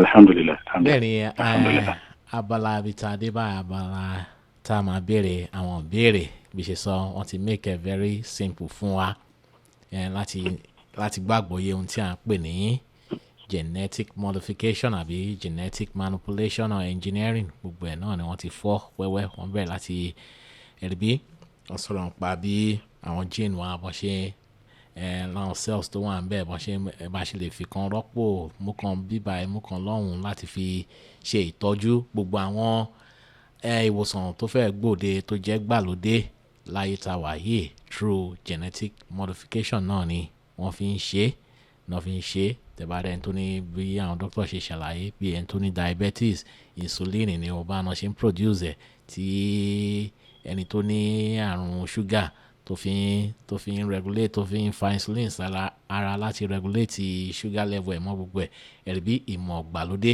ohun tá a fẹ́ mọ̀ náà ni pé tó ṣé Islam wá fi àyè lẹ̀ láti fún àwọn ìmọ̀ gbàlódé ti sáyẹ́ǹsì yìí láti máa yí mú nínú ẹ̀dá Ọlọ́run gẹ́gẹ́ bí ohun tó fi parí lecture níparí náà ni pé kò sí ohun tí ẹ̀dá lè dá fúnra ẹ̀ èṣìṣì tó kéré jù gan àti ẹ̀ lè tó wọn bá ní ká lọ dá ìyẹ́ a lè dá ìyẹ́ tí Ọlọ́run tó dá sí ara èṣìṣì èyí tá a bá dá artificial ni kò lè gbé kò lè gbé kíní àbá fi gbogbo robotics síbẹ̀ kò lè dàbí èyí tó ní ẹ̀mí bíi tọ́lọ́run ẹ̀rí bí tó já sí pé nínú ẹ̀dá ọlọ́run gan ohun tá a fi dá gbogbo nǹkan tá à ń dá ẹ̀rí nínú ohun tọ́lọ́run sọ̀kalẹ̀ fún wa nílé ayé òun láti mú la fi ń dá ohun tí àwa fi ọwọ́ ara wa dá tó já sí pé gbogbo ẹ̀ jùlọ ẹ̀dá ọlọ́run náà ni gbogbo ẹ̀ tó adúpẹ́ gan fún wá sí yìí fún àwọn ọmọ tí wọ́n fi mọ̀ wá ní ìrọ̀lẹ́ tìní láti bá ní ìbéèrè a ní àǹfààní láti pè wá sórí 817-717-5685 lẹ́ẹ̀kan sí 817-717-5685 náà ni kí ẹ pè tá a bá ní ìbéèrè fún àwọn dókítà wa ìbéèrè tí mo máa mú nínú lecture yín torí pé ó ṣeé ṣe ìmọ̀ ń tẹ̀síwájú ni ó ṣeé ṣe kó dọjọ́ wájú ọlọ́run ti fún wa ní ìmọ̀ nínú ìmọ̀ ọlọ́run náà ni àwọn èèyàn ti rí ìmọ̀ torí pé ẹ̀dá ò lè dá ṣe nǹkan kan gẹ́gẹ́ bí ọlọ́run ṣe júwe wa bẹ̀rẹ̀ bá lè ṣe gbọ́nu wá sí náà ni pé a lè dá ṣe nǹkan kan òun náà ni designer baby ẹ mọ̀ òun náà ni pé designer baby yẹn fún àwa àtàwà ńlé ẹ mọ̀ pé òun tó ni designer baby náà ni pé ẹ rí pé ìmọ̀ ti débẹ̀ tó já pé àwọn nǹkan látàrí ìmọ̀ tó lọ́n fún wọn through CRISPR tí ẹ ṣàlàyé yẹn CRISPR tó látara ìmọ̀ ìjìnlẹ̀ yẹn àwọn èèyàn ti mọ̀ pé tó àmà tá bá fẹ́ bímọ tó máa ní làákàyè tó máa gbọ́n tó máa jáfáfá a lè mú nínú genome lè ka mú lè tàbá gbogbo àwọn qualities tá a fẹ́ nú ọmọ àfọmọ tó jáfáfá tó máa gbọ́n tó máa ní làákàyè tó máa ṣe kíní nǹkan kan bẹ́ẹ̀ tó bá dọjọ́ wájú ẹ mọ̀ pé mọ̀ wá ti débẹ̀ kò sóhun tí ò lè ṣẹlẹ̀ nílé ayé yìí ó lè má tí ì ṣẹlẹ̀ kò dẹ̀ sóhun tí ò lè ṣẹlẹ̀ tó bá dọjọ́ wájú kí ni ìhà tí Islam kọ sí òru àmọ̀ pé ethically báyìí àwọn èèyàn ò fọwọ́ sí ìmọ̀ ti débẹ̀ láti ṣòro àwọn nǹkan báyìí àmọ́ ethically wọn ò fọwọ́ sí pé àìrọ̀ ẹ má jà ṣe é débẹ̀ àmọ́ ìmọ̀ ti débẹ̀ tó bá dọjọ́ wájú bẹ́ẹ̀ tó já sí pé ohun tèmi fi wọ́n wò náà ni pé tá bá wò ṣó wà ethical ní tá bá fẹ́ yàwó gẹ́gẹ́ bí sunnah nabi sallallahu alaihi wasallam ó náà qualities láwọn nǹkan tá máa wò a lè wo ìwà a lè wo ẹ̀sìn a lè wo ẹwà arábìnrin yẹn tí wọ́n á wò pé ọmọ tèmi náà fẹ́ bí mo tiẹ̀ fẹ́ kọ́mọ mi tiẹ̀ ní green kí ojú ẹ̀ tiẹ̀ kó green kó dàbí tèèyàn funfun mo fẹ́ kí irun ẹ̀ kó straight mo ní ẹ̀mọ̀ fún àwọn kan bẹ́ẹ̀ ẹ mọ̀ pé lára àwọn tí wọ́n fẹ́ tó ń rò náà nìyẹn tó bá dọjọ́ wájú tí ṣé mùsùlùmí lè partake nínú àwọn nǹkan bá àbí nínú àwọn nǹkan tí ọlọ́run àlà tọ́lọ́run fà tó já pé ìmọ̀ ló tẹ̀síwájú débẹ̀ àmọ́ ṣé Islam fara mọ́ tó bá di pé ó bá di public consumption bẹ́ẹ̀. ẹ ṣe gan tẹ́lẹ̀ pé ó wà lára reason tí mo fi mention gan ni pé tá bá wo ẹni pé mo àwọn kàtíwà kan àti mo kà towards the end pé àwọn kàtíwà tí èèyàn gbọ́ wò ni pé if there tí o bá ṣe if there will be need for one to be involved with it involved in it so àwọn nǹkan tí èèyàn gbọ́dọ̀ consider nìyẹn kò ṣe pé àníyàn tí èèyàn fẹ́ fi ṣe ló ṣe pàtàkì jù kò ṣe pé tó pé available fẹ́ lọ ṣe gbogbo èèyàn bá ṣe ti gbọ́dọ̀ náà ìyẹn tó bí ìpín pé kò pé kankan ṣẹlẹ̀ èèyàn mọ̀mọ́ lọ ń tàǹfà pẹ̀lú iṣẹ́ tọ́lọ́run bá ti ṣe nìyẹn kò ti pé yàgbé nǹkan kan wà fún sẹ́yìn àbáwọ̀pá disease kan wà ń bẹ̀ tó pé a ti rí pé nù mọ̀ pé ẹni yìí o disease á ṣẹlẹ̀ sí o ó dẹ̀ ní adẹ̀ introduce ẹ̀ dẹ̀ ní kò ní jẹ́ kó live àbá a lè ràn lọ́wọ́ pé pé òun náà lè live functional life so ìyẹn ò ní pé àfi treat mọ́ àdẹ̀fi ṣe mọ́ sí àfi ń ṣe ní táwọn fi ń ṣe ń sìn àfi ń ṣe pé auxiliary things láti ṣe afẹ́ fi live extravagant life afẹ́ fi look back and yàtọ̀ sí pẹ́ẹ́pẹ́ fi dá wa tí ó jẹ́ ní any impact lórí pé so tá a bá ti ń lọ pẹ̀lú that kind of intention then is not allowed so at any point in time wá gbọ́dọ̀ mọ̀ bẹ́ẹ̀ pé the only condition tí wọ́n ti àwọn ọ̀pọ̀lọpọ̀ àwọn scholar farasọ mọ́ ni pé ẹ̀rí pé ní Islam àárí bí hadith wà Quran number 1 ẹ̀ní hadith then I will fake you I will bá àwọn scholar àpapọ̀ àwọn scholar tí ó issue báyìí a lot of the evidences bí àwọn scholar ni ẹ ti rí jù nítorí pé ẹ ní rí bí a bí pé direct Quran bẹ́ẹ̀ but àwọn bí àwọn scholar náà wo gbóhùn tí ó wà ń bẹ̀ láti fi lè kọ́ mẹ́kì verdict lórí ẹ̀ so èyí tó bá dé pé ìwádìí intention tí wọ́n fi lọ́ọ́ ṣe láti bí ká lọ ìdílé ìsìn mo fẹ́ kí èmi náà fẹ́ kú mo fẹ́ live that long ìyẹn tábà pẹ̀lú natural process tọ́nà ti ṣe nìyẹn so ìyẹn wá tún wá create more problems gbàbí ìdáná ló ti polúkọ ẹ wá rí pé gbogbo tó bá tẹ̀ tí wọ́n ń sìn wàhálà a lot of atrocities àmọ́ ṣẹlẹ̀ because nígbà tí wọ́n bá lè bí ń sìn èèyàn lè lọ tí ìrẹsì pé mo fẹ́ dé pé mo lè rí kójú mi rí kó tí yẹ kó lè rí from this from me to that end ẹlòmíràn modify kí ni ọ̀dọ́ pé olè ló fẹ́ jà tẹ́lẹ̀ náà láti fún ní mọ́sọ̀ láti gbogbo kí ní tàfi lè pípẹ̀ láti lè ṣe gbogbo àwọn nǹkan burúkú tí yẹ kó ṣe. So it's going to get to a point where when people have that kind of choice, then and I think the ethical boards too now, I want to gbèsè lè gbogbo yẹn náà for now. Wọ́n fẹ́ kí gbogbo yẹn ṣe lè because wọ́n pé ìyẹn á dàgbò ilé ayé rú gan within the short span of time tí wọ́n bá ti fún yín ní. But it's more accessible now than before. It's more accessible now. Well, you know, best anyone just cool shit. But from Islamic point of view, those things are more precaution around here. It's a way, you know, go so pay me and try, you know, why was someone among one cockatoo, you know, or my laughing runs a milomo, and be like if you one low, you go extra man, not to preserve it for me, you say, you said, in Timmy was funny, in total for me.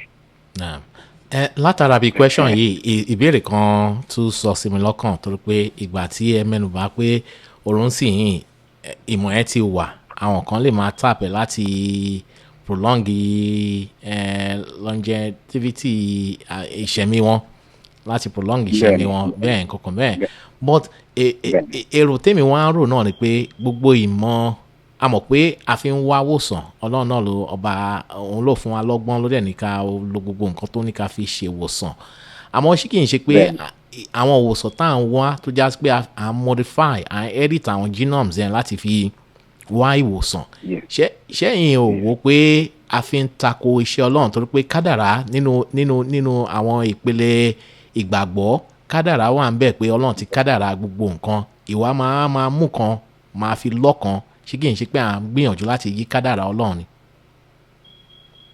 no tọ́ba okay sí tọ́ba wò báyìí àjí kádàrá ọlọ́run padà tó wẹ́ pé irú mọ̀ta ẹ̀wọ̀n yẹn wọ́n á fi ran èèyàn lọ́wọ́ táàdì fi jẹ́ pé okay sí for example sí ní kó tó ṣe pé wọ́n rí insulin tí wọ́n fi ń treat diabetes mo ṣe ṣàlàyé pé ọ̀pọ̀lọpọ̀ tí wọ́n rí ẹ̀ láti fi látara pork ni. Bẹ́ẹ̀ni ẹlẹ́dẹ̀ wọ́n ṣe mass production is genetically engineered. Tẹ́tí rí báyìí sìn. So wọ́n dẹ̀ mú insulin wọ́n ṣe mass production. So tọ́ba wo sìn a lè sọ pé ti bí ọlọ́run ló fún ẹnìyẹn láìsàn. So kó dẹ̀ mọ̀ lo àwọn kan tó wà ní àràǹdẹ̀. Tẹ́tí rí báyìí sìn. So bá lè lo àwọn kúrò àràǹdẹ̀ káwọn yóò wá ṣiṣẹ́. Insulin bẹ̀ wá ń sẹ́wọ̀n fún option mi láti fi produce ẹ̀ láti fi ràn lọ́wọ́. So kò sí tó sọ pàtàkì bá lo ẹ̀ ń sìn náà sìn a lò ó láti fi jẹ́ kí kádàrá ọlọ́run bá kó fi lè kò náà ni. Gbogbo ẹni ìfọ̀tí ìwà mẹ́rin láti fi treat àìsàn a lò ó láti fi jẹ́ pé kó fi papọ̀ mọ́ kádàrá ọlọ́run náà ni. Kò ń ṣe pé nǹkan tá a ṣe yẹn gangan ni ó jẹ́ kí kíní lọ nítorí gbogbo effort tá a mẹ́kẹ̀ yẹn náà láti ṣe yẹn effort yẹn náà kó fàyà kó ọlọ́run àbí effort yẹn ló fi jẹ́ kí attempt mẹ́kẹ̀ yẹn kò ṣiṣẹ́. Tí kún fàyà kó ọlọ́run bá síbẹ̀ attempt yẹn ò ní ṣiṣẹ́.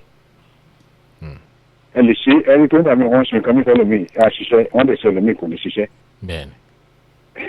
So bẹ́ẹ̀ náà bó ṣe rí nìyẹn. Ànábì Mùsá alayhi salam ó ń dé ijó gbà kan ó ní orí fífọ́ ó wá dé ó wá ní ọlọ́run wájú ewé kan fún un pé kó lọ síbẹ̀ kó lọ mú ewé yẹn. Ó bá mú ewé náà ó bá lo ewé yẹn orí fífọ́ yẹn wá lọ. So nígbà tó bá di next time ní wo ibi fẹ́ kí mo gbọ́n ẹ̀sìn ìjọ tó bá ti tún sọ mí again máa lọ mo ti mọ ibi tí màá ti dé pẹ̀lú ẹ̀. So nígbà tó yẹ èyí fún yẹn bá tún wá again ó bá lọ mú ewé yẹn bá tún lọ ewé yẹn kò bá ṣiṣẹ́. Because ó ti fi àmì ìgbàgbọ́ ẹ̀ sí ara ipò ewé yẹn lọ́wọ́ yìí bí o ṣe pé àṣẹ náà tó wà lára ìwé lówó fi yí ọ. Gbogbo àwọn oògùn tá ń lò pharmaceuticals tá ń lò yìí ṣùgbọ́n náà ló dá wọ ṣùgbọ́n kankan náà àwọn àṣẹ ló fi síbẹ̀ tó fi ń ṣiṣẹ́ tí wọ́n ṣe. Ẹ máa lo pẹ̀lú náà fún orí fífọ́ ọ̀sìn torí fún yẹn á dẹ̀ lọ. A lè wo pé active ingredient tó wà bẹ́ẹ̀ tó fi ṣiṣẹ́ ni a lè design molecular pathway tó fi ṣiṣẹ́ ń gbé wọ́n tó polúkọ ẹni. Bọ́sẹ̀ molecular pathway yẹn wá jẹ́ bí èèyàn tó fẹsẹ̀ rìn. Àṣẹ náà ló wà nínú gbogbo molecular pathway tá a describe ẹ̀ náà bí àṣẹ ni. Àṣẹ náà ni àwọn alákàntà láti wo pé kí n tó wà bẹ́ẹ̀ bó ṣe ṣiṣẹ́ ni. Ṣùgbọ́n àṣẹ náà ló wà nínú gbogbo nǹkan kọ̀ọ̀kan yẹn tó gbọ́ fi ń ṣiṣẹ́ tó lè ṣiṣẹ́ tó fi ṣiṣẹ́. So bí ẹ bá gbìyànjú náà gbogbo bí wọ́n ṣe gbìyànjú ẹ̀ náà tásìkò yẹn bá tó náà àsìkò yẹn náà ni.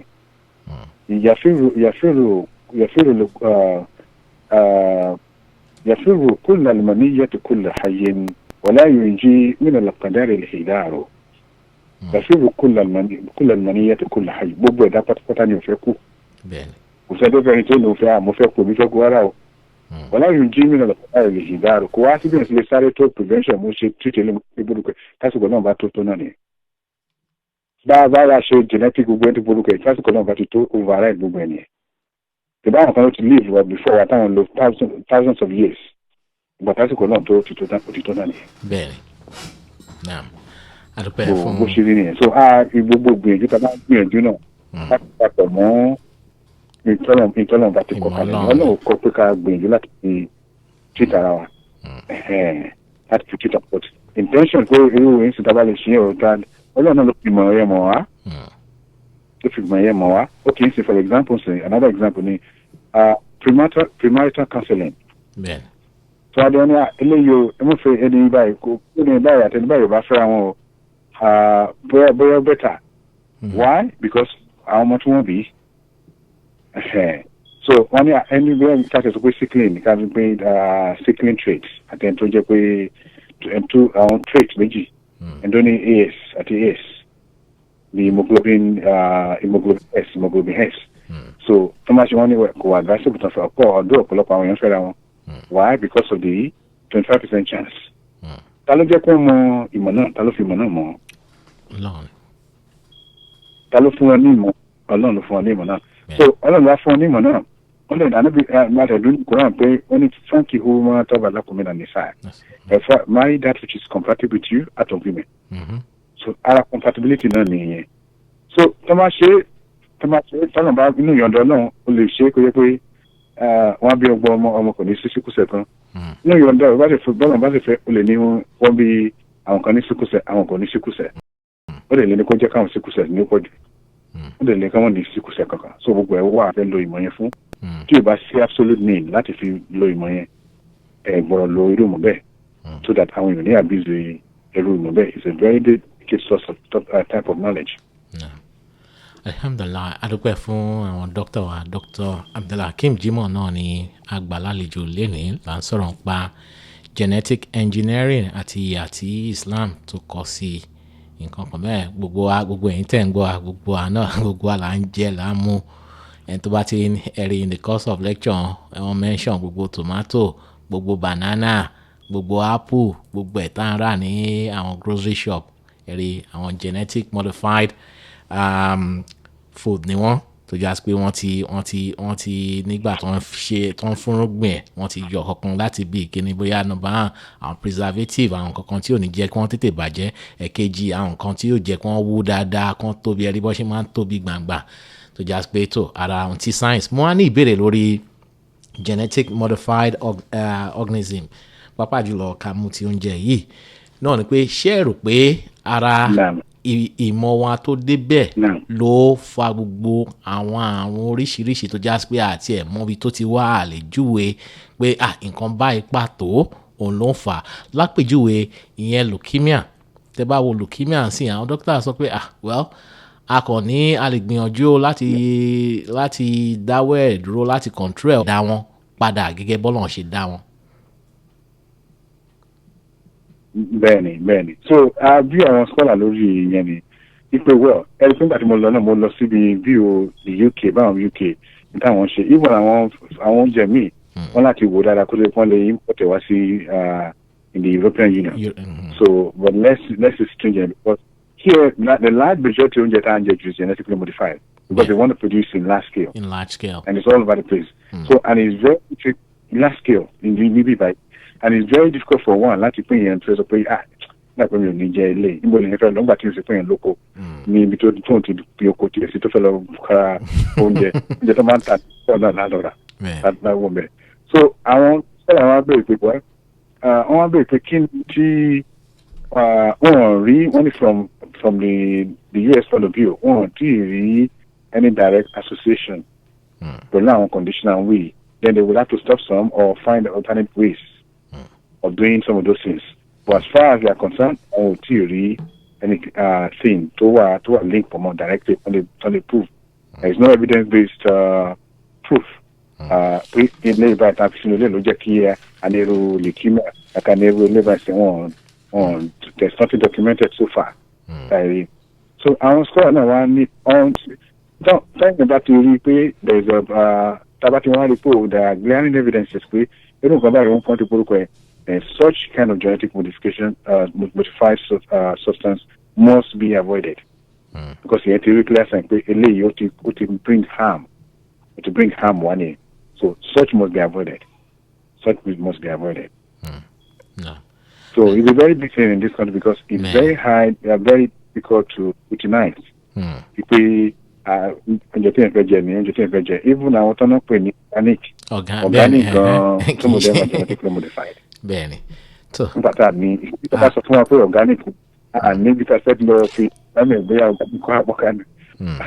organic me. We don't have that to test be organic organic. So one can be for organically what they follow to want. Bene. So I want to cool. But I need anything that film. No, kushe. Eri alon gbogbo lele lon le ṣe ní rọrùn fún wa ní Africa tó já sí pé gbogbo nǹkan tá ń gbìn in the traditional way náà ni àwọn náà ti ń gbìyànjú àwọn oríṣiríṣi àwọn genetically modified seedlings àti gbogbo àwọn tí ń ṣe àmọ́ kò fẹ́ a sì lè tọ́ka pé eléyìí at least 80% organic ni àmọ́ níbi tá a wà yìí gbogbo tá à ń jẹ wọ́n ti modify ẹ̀ tó ìṣọ̀lá àbọ̀lá máa wà pẹ̀lú wa. Now, láàtàlẹ́ àsìkò ṣì wà ṣì níbi ogún ìṣẹ́jú dín mẹ́rin 16 minutes to the end of the segment. If you have any questions or contributions, feel free. It's a bilingual lecture. You can call in and ask your question in English. The number to call is 817-717-5685. The topic we're looking at today is genetic engineering and Islam. So I think some questions are coming in, and keep the question coming. But before, I think the questionnaire is still typing. So I'll wait for that question till you're done typing. So feel free, and if you want to call, sorry, Kefi Yoruba. Ẹ̀rí gbogbo ohun tá à ń gbé yẹ̀wò ohun tó kàn wá nìyẹn ẹ máa pé ìbòdì wọn àsì tún kàn àwọn nǹkan tó kàn wá nìyẹn torí pé gbogbo àná là ń jẹ genetic modified food àwọn oògùn tá à ń lò àwọn vaccine oríṣiríṣi ṣé lórí vaccine ẹ ti ẹ̀já mẹ́nu bà COVID-19 náà torí pé látàrí wáàsí náà ni pé ara pé ìmọ̀ Ọlọ́run ju ìmọ̀ ẹ̀dá lọ àmọ́ èmi wá wò pé COVID-19 tó gbòde yìí ṣé kì í ṣe ara àwọn àmọ̀jù ìkọjá àlà wa lórí genetic modification nǹkan kan bẹ́ẹ̀ ẹ mọ̀ a lot of conspiracy theories náà ló ti lọ sáà ọ̀kan ní láàbù kan ní Wuhan ní bẹ́ẹ̀ ni ó ti ṣẹlẹ̀. It's possible but bàtà ní fact lórí ẹ̀ a lè sọ pé báyìí ló ṣe rí so wọn náà kàn wọn guess náà ni because àwọn ni wọ́n ti deny right away wọ́n rárá kò sí tó jẹ́ bẹ́ẹ̀ so a ní but it could come from any other sources. It could come from a form of what zoonotic infection where àwọn tó wọ́n látara animal àtàwọn dé sí ara èèyàn so it could be from that. It could be many sources but in time on pé gbogbo ẹ̀bùn ṣe rí náà Ọlọ́run fi àyè lẹ̀ fún kó display rẹ̀ because kò sí tí ó ṣẹlẹ̀ tí ò bá láì sí pé àmọ̀ sí Ọlọ́run bá fi ọwọ́ sí so Ọlọ́run fi ó dẹ̀ tún fi ẹ̀kọ́ tó wà ń bẹ̀ tó fi ń bá gbogbo wa wí náà ó dẹ̀ tún yẹ ká tún mọ̀ pé gbogbo apátápátá náà ọ̀lẹ ni wá ṣe tó lágbára gbogbo alágbára ń sìn gbogbo everybody dọ̀lẹ. Ó dọ̀lẹ o. gbogbo ẹ̀kọ́ tó bí COVID-19 ó sọ pọ̀ débi pé gan ó dẹ̀ tí ó tó fi hàn wá pé ìjọ àkìyàmọ̀ tó ń sọ fún wa òótọ́ ni. òótọ́ ni o. òótọ́ ni. ẹ̀wọ̀n sì bá táwọn ìbá lọ lójú títí sí ẹnìkan wọ ẹnìkan kọ́ ọmọ sáfúnra wọn làwọn kọ́ ìjọba lẹ́nu describe it yóò lè mọ́rí mi náà xì wọ́n ìwà àbí ọ̀sọ́ ìbákí wọ bani lẹ́kùn lómọ́rí yìí mi ni òun ìdè ṣáàánú ni ògiri. Subhanallah. So bàbá يفعل المرء من أخيه يا مسافر بدايا وأمه أبيه يا سامبا باين يا سافر مويا أسوي باتي يا سافر يا وين يا وين سافر كو سبعنا نا ومنا يا تمسافر ومنا لكل مرء من يومين إن شاء الله يومين توني كالو لاروني so sinto fa shele ko edubani corona sin oni lo mo dadi en àwọn tó kọ àfọn ẹja distance ara wọn isolate como kò fún wa so títí tó lọ́rùn kó tó náà.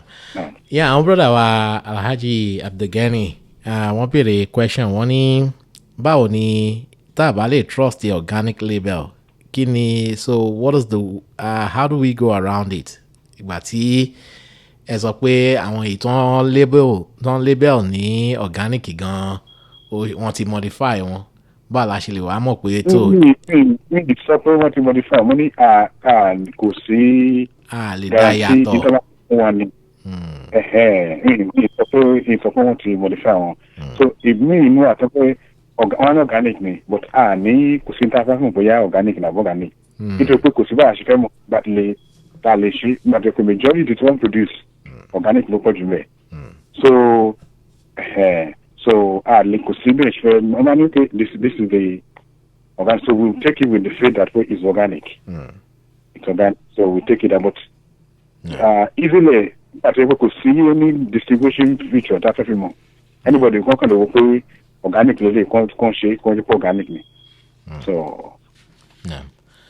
Alhamdulillah so tabani Ajigani Abdulgani so wọ́n ti dáhùn ìbéèrè yín wọ́n ní àwọn ò sọ pé organic ò ń ṣe organic àmọ́ ó ṣeé ṣe kó já sí pé àwọn tó ń ṣe wọ́n lè ṣe màdàrú tó já sí pé èyí tí ò ń ṣe organic wọ́n lè label ẹ̀ ní organic wọ́n lè ta lówó gọbọi fún wa láti fi exploit wa àmọ́ wàhálà alam ọlọ́run ọba ló mọ gbogbo nǹkan.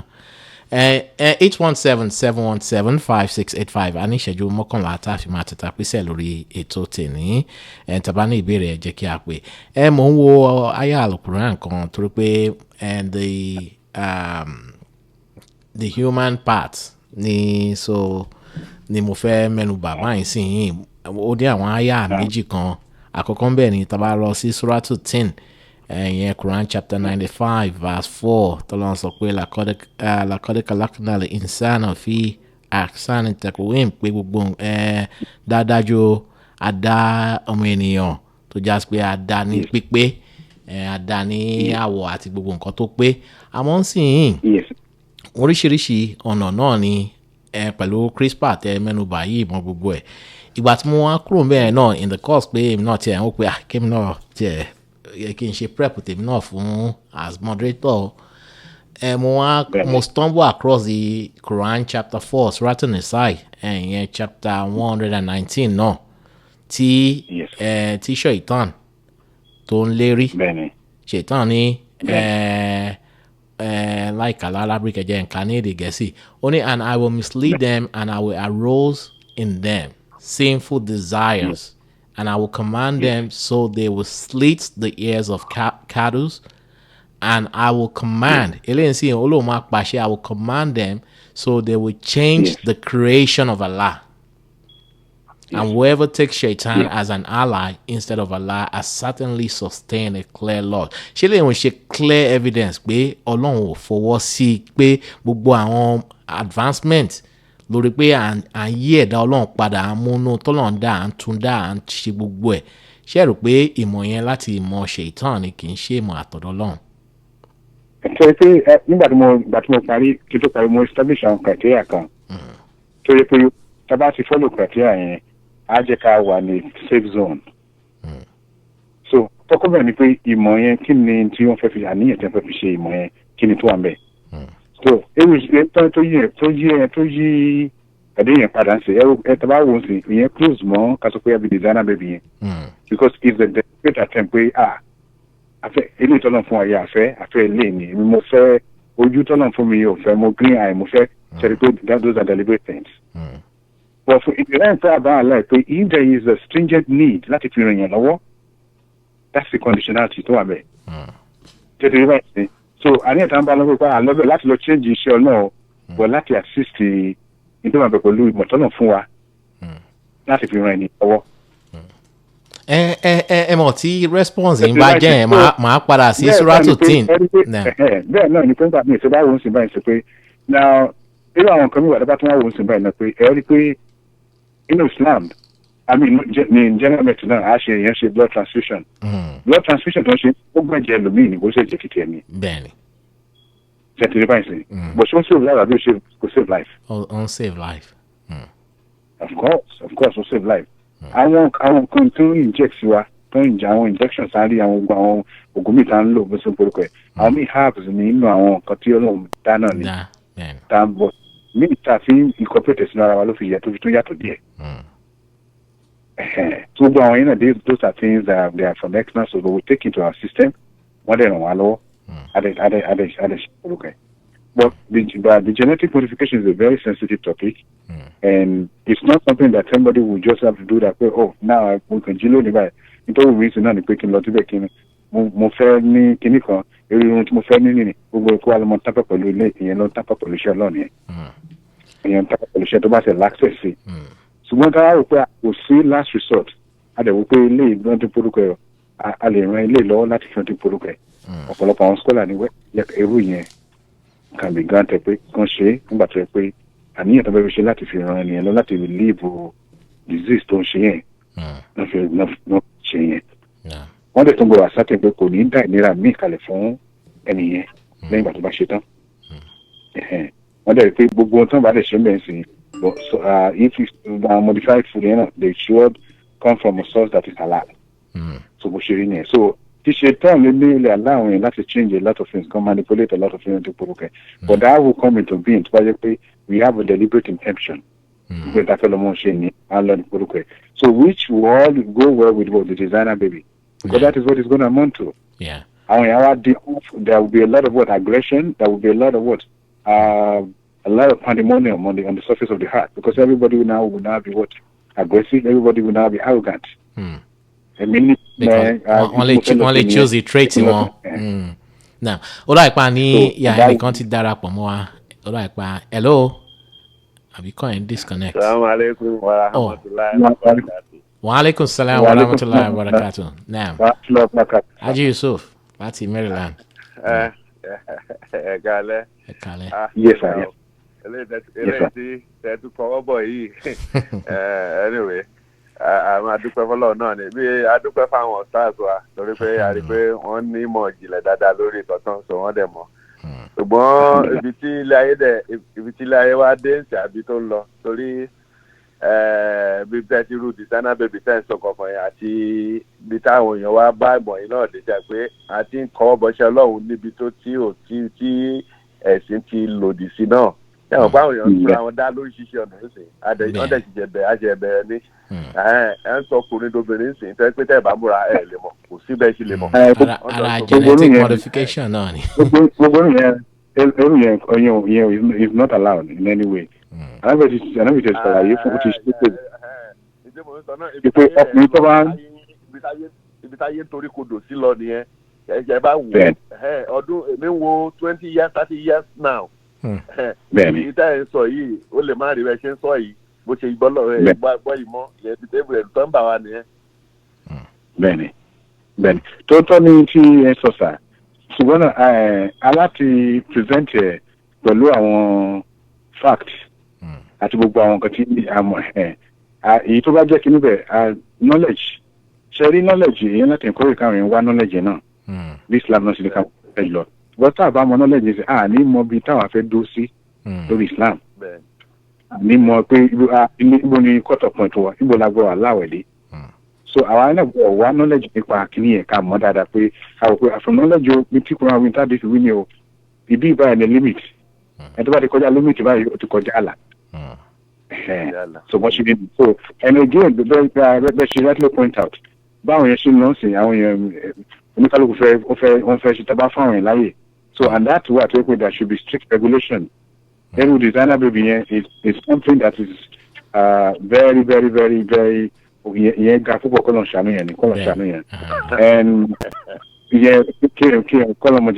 but they are not no scrutinize the Muslimi ó mi pé education wa gbọ́ àpọ̀ tí o bá ṣe pé last resort tí o dẹ̀ ṣe pé yàgbé pé there is a need wọ́n lo knowledge yẹn is not something tí èèyàn gbọ́dọ̀ ṣe ṣùgbọ́n tí need bá wà láti ṣe under the need pé a fẹ́ lọ ṣe láti fi ran ẹni lọ́wọ́ láti cure disease láti ẹ̀ pẹ́ẹ́tẹ́ polówó ẹ̀ with that àníyàn nìkan èèyàn lọ síbẹ̀ kó sì pàdé ẹ̀kún fẹ́ enhance physical beauty mi mo fẹ́ ní ojú báyìí mo fẹ́ ní kéré pé mo ní muscular beauty mi wá lọ mo fẹ́ kí n bá lọ kéré pé mo ní intelligence jù gbogbo orí yẹn kò tẹ́yìn bá ti ń ṣe yẹn èèyàn yí tí ọlọ́run bá kọ nítorí kọ fún yẹn kò tẹ́yìn lọ́rùn nìyẹn èèyàn yí padà ní so àníyàn tí ti ṣe yẹn ó ti negate ìyẹn. láfikún ọ̀pọ̀lọpọ̀ àwọn scholar ibi tí wọ́n dúró lé lórí ni èmi kan ti lọ ṣe àwọn scholar oríṣiríṣi láti fi lè wo point because it's a very very sensitive topic so mo láti wo ṣe àwọn kan wo mo ṣe wo ibi tí oníkálukú dé lórí ní sọ pé ìmọ̀ sáyẹ́nsì àgbọ̀rọ̀ débẹ̀ kó tá àbá débẹ̀ ní gbogbo àwọn tí ò ṣe mùsùlùmí náà wọ́n fẹ́ wá mọ́lẹ̀ pẹ̀lú gbẹ̀ àwọn ọ̀dà àná nílẹ̀ náà bẹ́ẹ̀. so a bá láti mọ̀ a wá wò pé bí mi ẹ̀sìn wa ó fi limitation dé pé tó bá kọjá ilé ìbá ó ti kọjá yẹ ó dẹ̀ wá kó sọ́wọ́ àti. ẹ ṣe gan ni ẹ ṣe ajé sófì ó rà pé comment lẹ ní question.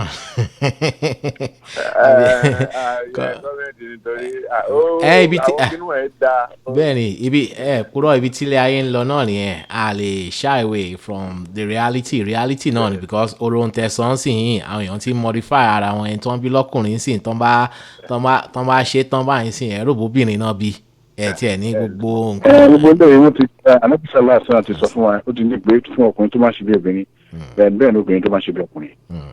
so èèyàn gbọ́dọ̀ sá fún gbogbo yẹn so àgbẹ̀jẹ́ ẹ̀ ni pé that's why pé irú discipline báyìí ó dá ká láwọn bẹ́ẹ̀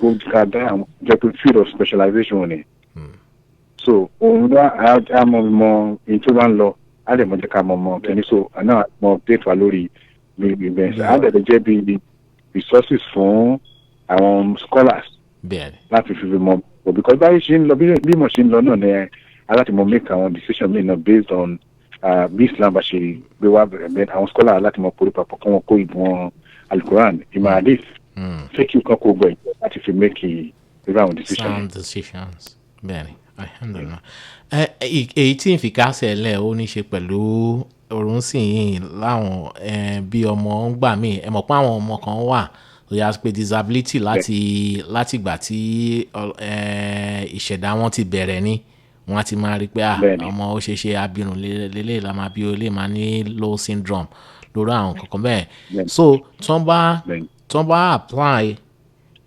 genetic editing genome editing yìí láti fi correct àwọn because gbogbo disease gbogbo nǹkan tó ń ṣẹlẹ̀ yìí ara pé àwọn faulty genes wà lára èèyàn náà ni bóyá nǹkan kan da cells kan da ṣẹlẹ̀ ni àbò ń ṣiṣẹ́ ṣe ni nǹkan kan bẹ́ẹ̀ tó àwọn òpó òkè ká múnú cell láti prevent láti máa ní àwọn ọmọ tó máa ní kí ni àrùn yìí o àwọn tó ní low syndrome yìí I've forgotten the actual kí ni. bẹ́ẹ̀ni so láti fi prevent the future because oró ohun tí Dr. he tó ṣe yẹn ìyẹn Dr. he jankeo tó ṣe tàwọn ti bèjì yẹn ní 2018 sí tó ṣe in a way tó já pé ó ti create immune wọn against the HIV wọn lè kó AIDS rárá. so tàbá aṣọ́rù yẹn ń sìn yìn láti máa because ara àwọn ìmọ̀ bíi tí díẹ̀ nínú pé a fi ṣe designer baby because a lot of traits ní yọmájú. ẹ tẹ́lẹ̀ kó wà predispose sí tó dẹ̀ ní torúkọ tẹ́gbẹ́ tó bá jẹ́ tó dẹ̀ dá yín lójú bẹ́ẹ̀ so irú yẹn ń sìn wọ́n fara mọ́ irú yẹn pé irú tamọ̀ pé irú disease yẹn tẹ́lẹ̀ á ní wọ́n dẹ̀ ṣe but the one thing pẹ̀lú Christmas ni pé it's always at the initial stage that's the difficulty tó wà lára rẹ̀ kó ṣe gbọ́n gbàtẹ́ ní ìwádìí àgbàtàn is at the initial stage náà láti ṣe bẹ́ẹ̀ni so which yẹn láti ṣe so that's the thing with it so irú yẹn ṣe tí bá sure pé tó fẹ́ ṣe ní ìtàn dẹ̀ náà ṣe wọ́n tó dẹ̀ rí pé everything wọ́n okay so that will be láti fi treat the condition and láti prevent so prevention so ìyẹn wọ́n ìyẹn a lè fi yẹn gbé ká fara mọ́ ẹrú yẹn wọ́n pé kò ṣe pé condition pé afẹ́ wa ni mo fẹ́ lọ upgrade yàrá mi mo fẹ́ pè mí ní mo intelligent jù mo fẹ́ pè mí ní ẹni gbọdọ̀kẹ́ mi ìfẹ́ rí ojú tọ́lọ̀ fún mi fẹ́ change ojú mi mi ìfẹ́ wọlé ní gbọdọ̀kẹ́ ìyẹn kọjá yẹn gbogbo yẹn kọjá yẹn gbogbo yẹn so nítorí wọn bẹ̀ ni. So a lot of things don lọ bá ti sọ ní ti pé in the world tó yẹ pé aláti tó mọ káwọn encourage àwọn ọmọ wa kan study gbogbo àwọn field sciences báyìí ká dẹ̀ fún ọ lẹ́kọ̀ọ́ Islam that knowledge yẹn wọ́n lè juxtapose láti fi mọ̀ ràn wá lọ́wọ́ tó lọ́jọ́ iwájú gbogbo irú àwọn decision how easy fún wa láti make. so bí science ṣe ń àdúgbò náà gbogbo bẹ́ẹ̀ náà ni ẹ wo in vitro fertilization tá a sọ ẹ wo surrogate parents. gbogbo náà these are that have ethical concerns gan lórí Islam. Ìjẹ́ tí mo Mùsùlùmí gbọ́dọ̀ ṣe gbogbo nǹkan báyìí sẹ́yìn but these are things that people are doing gẹ́gẹ́ bá àwọn dáàdì ṣe point sí wa wọ́n ṣe point out pé ẹ̀wọ̀n sìn ẹlòmíì lè wá sìn kò ní kò fẹ́ ó yẹ kó má rí kò má rí ẹ kò pé wẹ́ òun ṣàfẹ́ bímọ náà ni adé lọ gba kíní wọn implant sí adé ṣe Islam faramọ́ yẹn. bí ẹni ṣàgbèrè ni. ẹlòmíì dẹ̀ ní o kò tí ì pẹ̀kọ́ tó ṣe but ó fẹ́ preserve ẹni tomato ti ṣe in vitro fertilization wọ́n ti decide kó ṣe pé àwọn ilé tẹ̀ tún conceive naturally àwọn kan fẹ́ tó pé àwọn wọ́n dẹ̀ ṣe in vitro fertilization wọ́n dẹ̀ gbé kíní wọ́n ní wà ìwọ ni wọ́n bá gbóhùn yóò dé tam wọ́n dẹ̀ gbé fóun tiẹ̀ wọ́n dẹ̀ ṣe contract pé tó bá ti gbóhùn yóò dé tam yìí ta fún ẹ lówó ta fún ẹ ní o ní any right lórí ọmọ yìí o sábà gbọ́mọ wa ó dọ̀mọ wọn ni bó ṣe fáwọn ló ní genetic material. Islam and so really. So in that case, quick question. Actually, on top of the time, but a quick question. Mo kàn wá curious nípa ohun tí ẹ sọ nípa artificial insemination. Orun sì yín ẹni tó gbé surrogate mother yẹn tó gbé oyún yẹn ṣé ọmọ yẹn ò ní any gene látara ẹni yẹn kò ní adopt anything látara ẹni tó gbé oyún yẹn. Wọ́n ti nourishment ni but wọ́n ti ní gbogbo genetic ní ìkíni ó ti pé nígbà tí wọ́n ti ṣe. Also transplanted. Yeah. Okay. The embryo mo implant síbẹ̀. So òun jẹ́ carrier ni. So carrier tó wọ́n jẹ́ yẹn, wọ́n kàn ti sọ fún pé o ní any contraction, o ní what do you call it, genetic influence lórí ọmọ yóò àti contaminate dem bẹ́ẹ̀ kò mọ̀. So àwọn èèyàn dẹ̀ síbẹ̀ bí o ṣe pé kò sì ṣe pé wọ́n lè bímọ. Àwọn kan fẹ́ disfigure body wọn. Obìnrin fẹ́ tó body wọn. Ìdí tó fi ṣe bẹ́ẹ̀ bí ṣe tí wàá bí Islam. Well, surrogate motherhood is disallowed in the first place. Ká tó wá sọ pé ìwọ̀n ṣe for that reason. So ní láti buttress point wọn pé bí tí ilé ayé ń lọ yìí anything is possible. It's possible. Táwọn èèyàn kan dé lójó kan wọ́n lè ṣe. But ó wá dá ká mọ educate àwọn ọmọ wa náà. Ká jẹ́ ká mọ̀ pé ilé ìbáyìí ló ń ṣe ó dé polókè. So tá a bá mọ knowledge nípa àwọn kíní yẹn nílé mọ bí a ṣe fẹ́ prevent ẹ̀ àbí láti fẹ́ sá fún. So that's more what is it about, then what can we do in order to protect ourselves from the evils tó lè jáde látara bẹ̀. Alhamdulillah bí kí dókítà máa lọ àkókò ti lọ alhamdulillah ìṣòro tó fẹ́ tó ní ọ̀dọ̀ yín àdúpẹ́ ọlọ́run àtúbọ̀ bá dá yín sí fún wa àríyìn pẹ́ nínú àwùjọ wa ọlọ́run ní gbà wá lọ́wọ́ yín kò dẹ̀ ní gbẹ̀yìn náà lọ́wọ́ wa báyìí inshallah ọlọ́run àtúbọ̀ máa lékún karamọ́ yín a máa lékún ìmọ̀ àti òye yín àdúpẹ́ mọ̀ pé gbogbo àwọn aráalé náà ni wọ́n jẹ àǹfààní nínú lecture tó wà lénìí kọlọ́nkọ́ wa wọ́n bẹ́ẹ̀ kó bá a sún ilé sàn dáadáa àtẹ̀yìn àti àrọ́mọdọ́mọ yín kò máa jò dá lórí ẹ̀yìn kan tó níbi tó dé iná ẹ̀ fún wa ní àdúrà ká fi máa tàtà písẹ̀ lórí ètò tèmi. adúpẹ́ lọ́dọ̀ náà mo tún ṣàdúrà fún àwọn mójútó wa tí gbogbo ìgbà náà wọ́n fi iṣẹ́ ọlọ́run báyìí kalẹ̀ náà ọlọ́run nífẹ̀ẹ́ yín náà kalẹ̀ àràlá ìlà ìlọ́lá gbogbo dáadáa tó lọ́run ti ṣe fún yín ọlọ́run ní fọwọ́ bàjẹ́ kan èyí tẹ́ tó fẹ́ kó lọ́run ṣe fún yín ọlọ́run bá tún ṣe fún yín ní ìlọ́pọ̀ gbogbo dáadáa tó lọ́run bá ṣe fún yín títà àwọn ọmọ títí wọ́n tún ju tiyín lọ́lọ́gbọ̀n náà àràlá ìlọ́lá ẹ̀mí gbogbo àlàáfíà ìfọ̀kànbalẹ̀ tẹ́ fi rí iṣẹ́ ìjẹ́ pẹ́ kọ́nà kó bá ṣe fún yín lọ gbogbo àtàǹgbọ́n náà mo ṣàdúrà fún àmúlétọ́ wa náà bẹ́ẹ̀ mo ṣàdúrà fẹ́ fún gbogbo wa náà kọ́nà kó fún gbogbo wa náà ní ẹ̀mí gbogbo àlàáfíà kí a fi gbé pẹ́ tá باتي اسلامنا ولا لا اله الا الله محمد رسول الله صلى الله عليه وسلم ربنا آتنا في الدنيا حسنة وفي الآخرة حسنة وقنا عذاب النار توفنا مسلمين والحقنا بالصالحين اللهم ارزقنا بقول لا إله إلا الله محمد رسول الله صلى الله عليه وسلم لا إله إلا الله محمد رسول الله صلى الله عليه وسلم لا إله إلا الله محمد رسول الله صلى الله عليه وسلم سبحان ربك رب العزة عما يصفون وسلام على المرسلين الحمد لله رب العالمين آمين آمين جزاكم الله خيرا السلام عليكم ورحمة الله آمين وعليكم السلام tó àdúpẹ́ fún ọlọ́run ọba ìlẹ́kẹ̀ọ́lá ọba tó ṣe wá sí tèmi tó ṣe ní rọrùn fún àwọn dókítà wa Dr. Abdulhakeem Jimoh lọ́dọọdún bá ṣe dìjọ ń ṣe náà nìyẹn àdúpẹ́ lọ́dọ̀ wọn kò sígbà tá a ké sí wọn tí wọ́n kan òun wá wọn sáré jẹ torí pé wọ́n mọ̀ pé àwa kọ́ la pè wọ́n ọlọ́run ló pè wọ́n ọlọ́run tó wá jẹ́ wọn jẹ́ wa àìní lè jẹ́ wa ọlọ́run ní fi àdánwò náà kò ní fi kàn wọ́n kò dẹ̀ ní fi kàn án náà Islam yìí wọn náà ní àásìn ti náà. Hello. Hello. Okay. Phone you disconnect money. Bẹ́ẹ̀ ni a ti ṣe tán mo disconnect. Okay. Yes, okay. Nah. Mo yan dáhùn. Wa alaikum salaam wa yes sir.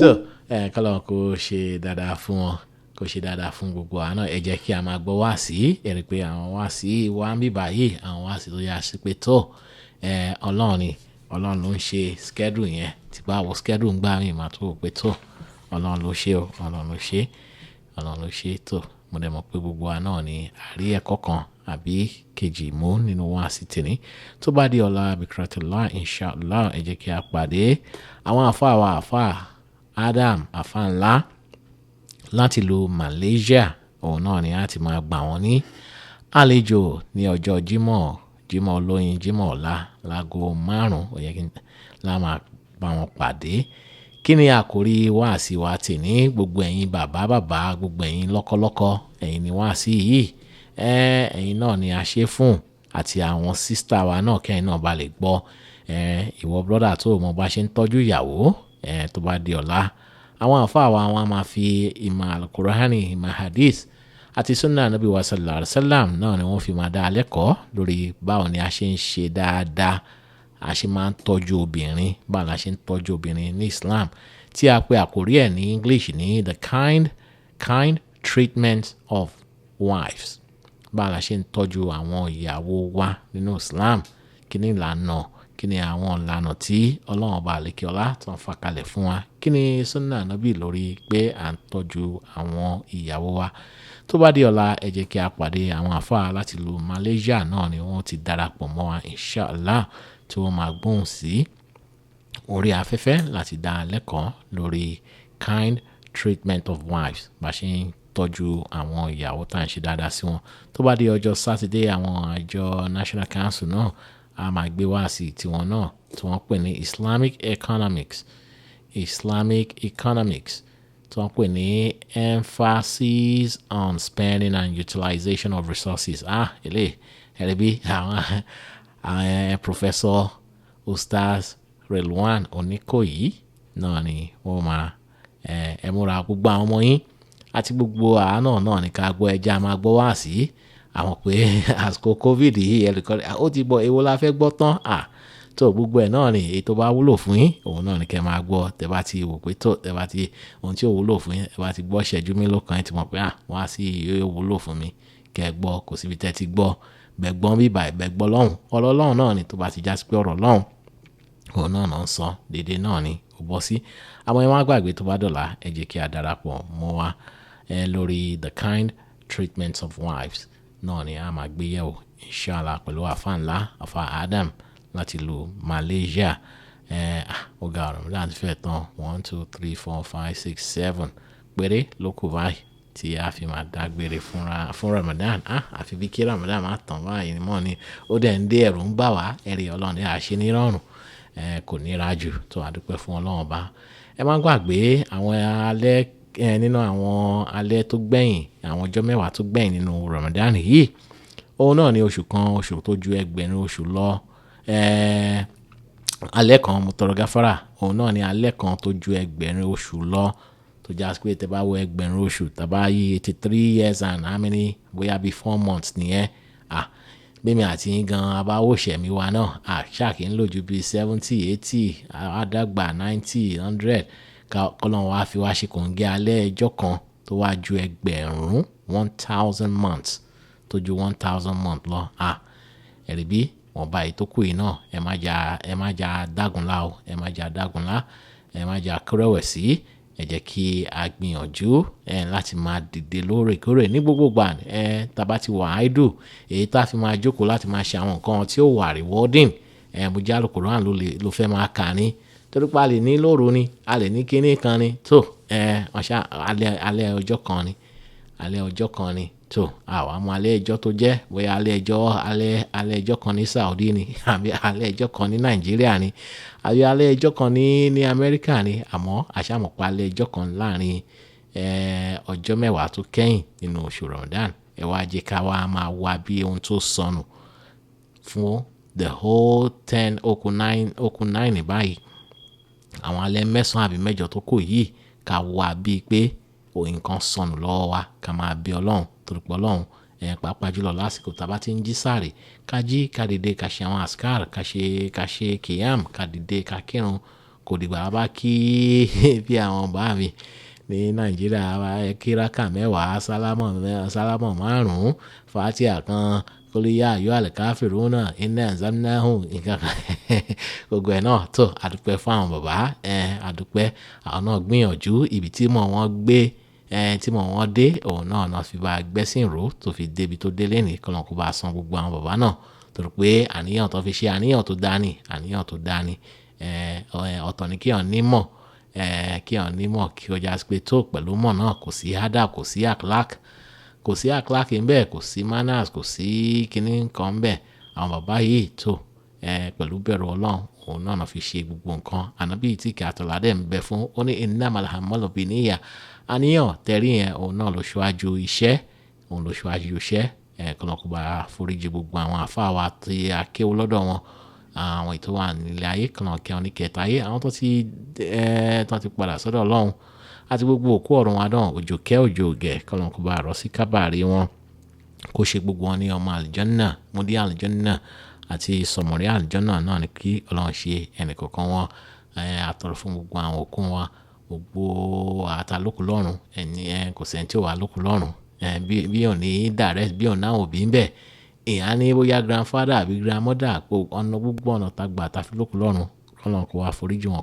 Bismillah kul huwallahu kan, kọ́lọ́n kó máa mú bá àwọn òkú wa. Bismillahir rahmanir rahim. Kul huwallahu ahad, Allahu samad, lam yalid wa lam yulad wa lam yakun lahu kufuwan ahad. Amin. Kọ́lọ́n kó máa mú bá àwọn òkú wọn àtàwọn àlẹ́ ayé náà tó ànílùbàdì corona, ìṣọ́ Ọlọ́run, àbọ̀ Ọlọ́run yóò máa wà pẹ̀lú gbogbo wa, kí gbogbo ẹ̀yin ọmọ ìyá wa tó já sí pé pẹ̀lú yín òun náà ni a ti ń bá ètò yìí bọ̀ láti bí ọdún 8 tá ti bẹ̀rẹ̀ 8th edition tá ti ń ṣe yìí náà. Àdúpẹ́ ìgbà òní lè mọ́ wa, ọ̀nà gbàrí wa, ìjẹ́mú wa, Ọlọ́run ní fi síbi tó ṣòro, ẹ̀rí bí Ọlọ́run ní fi síbi tó ṣòro láìpẹ́ láì jìnnà. Gbogbo ohun tó rójú fún wa yìí Ọlọ́run àbá sọ̀rọ̀ pẹ̀tẹ́lẹ̀. Kò sí ọkàn ẹnikẹ́ni tó balẹ̀, wàláì ọkàn ẹnikẹ́ni ò balẹ̀.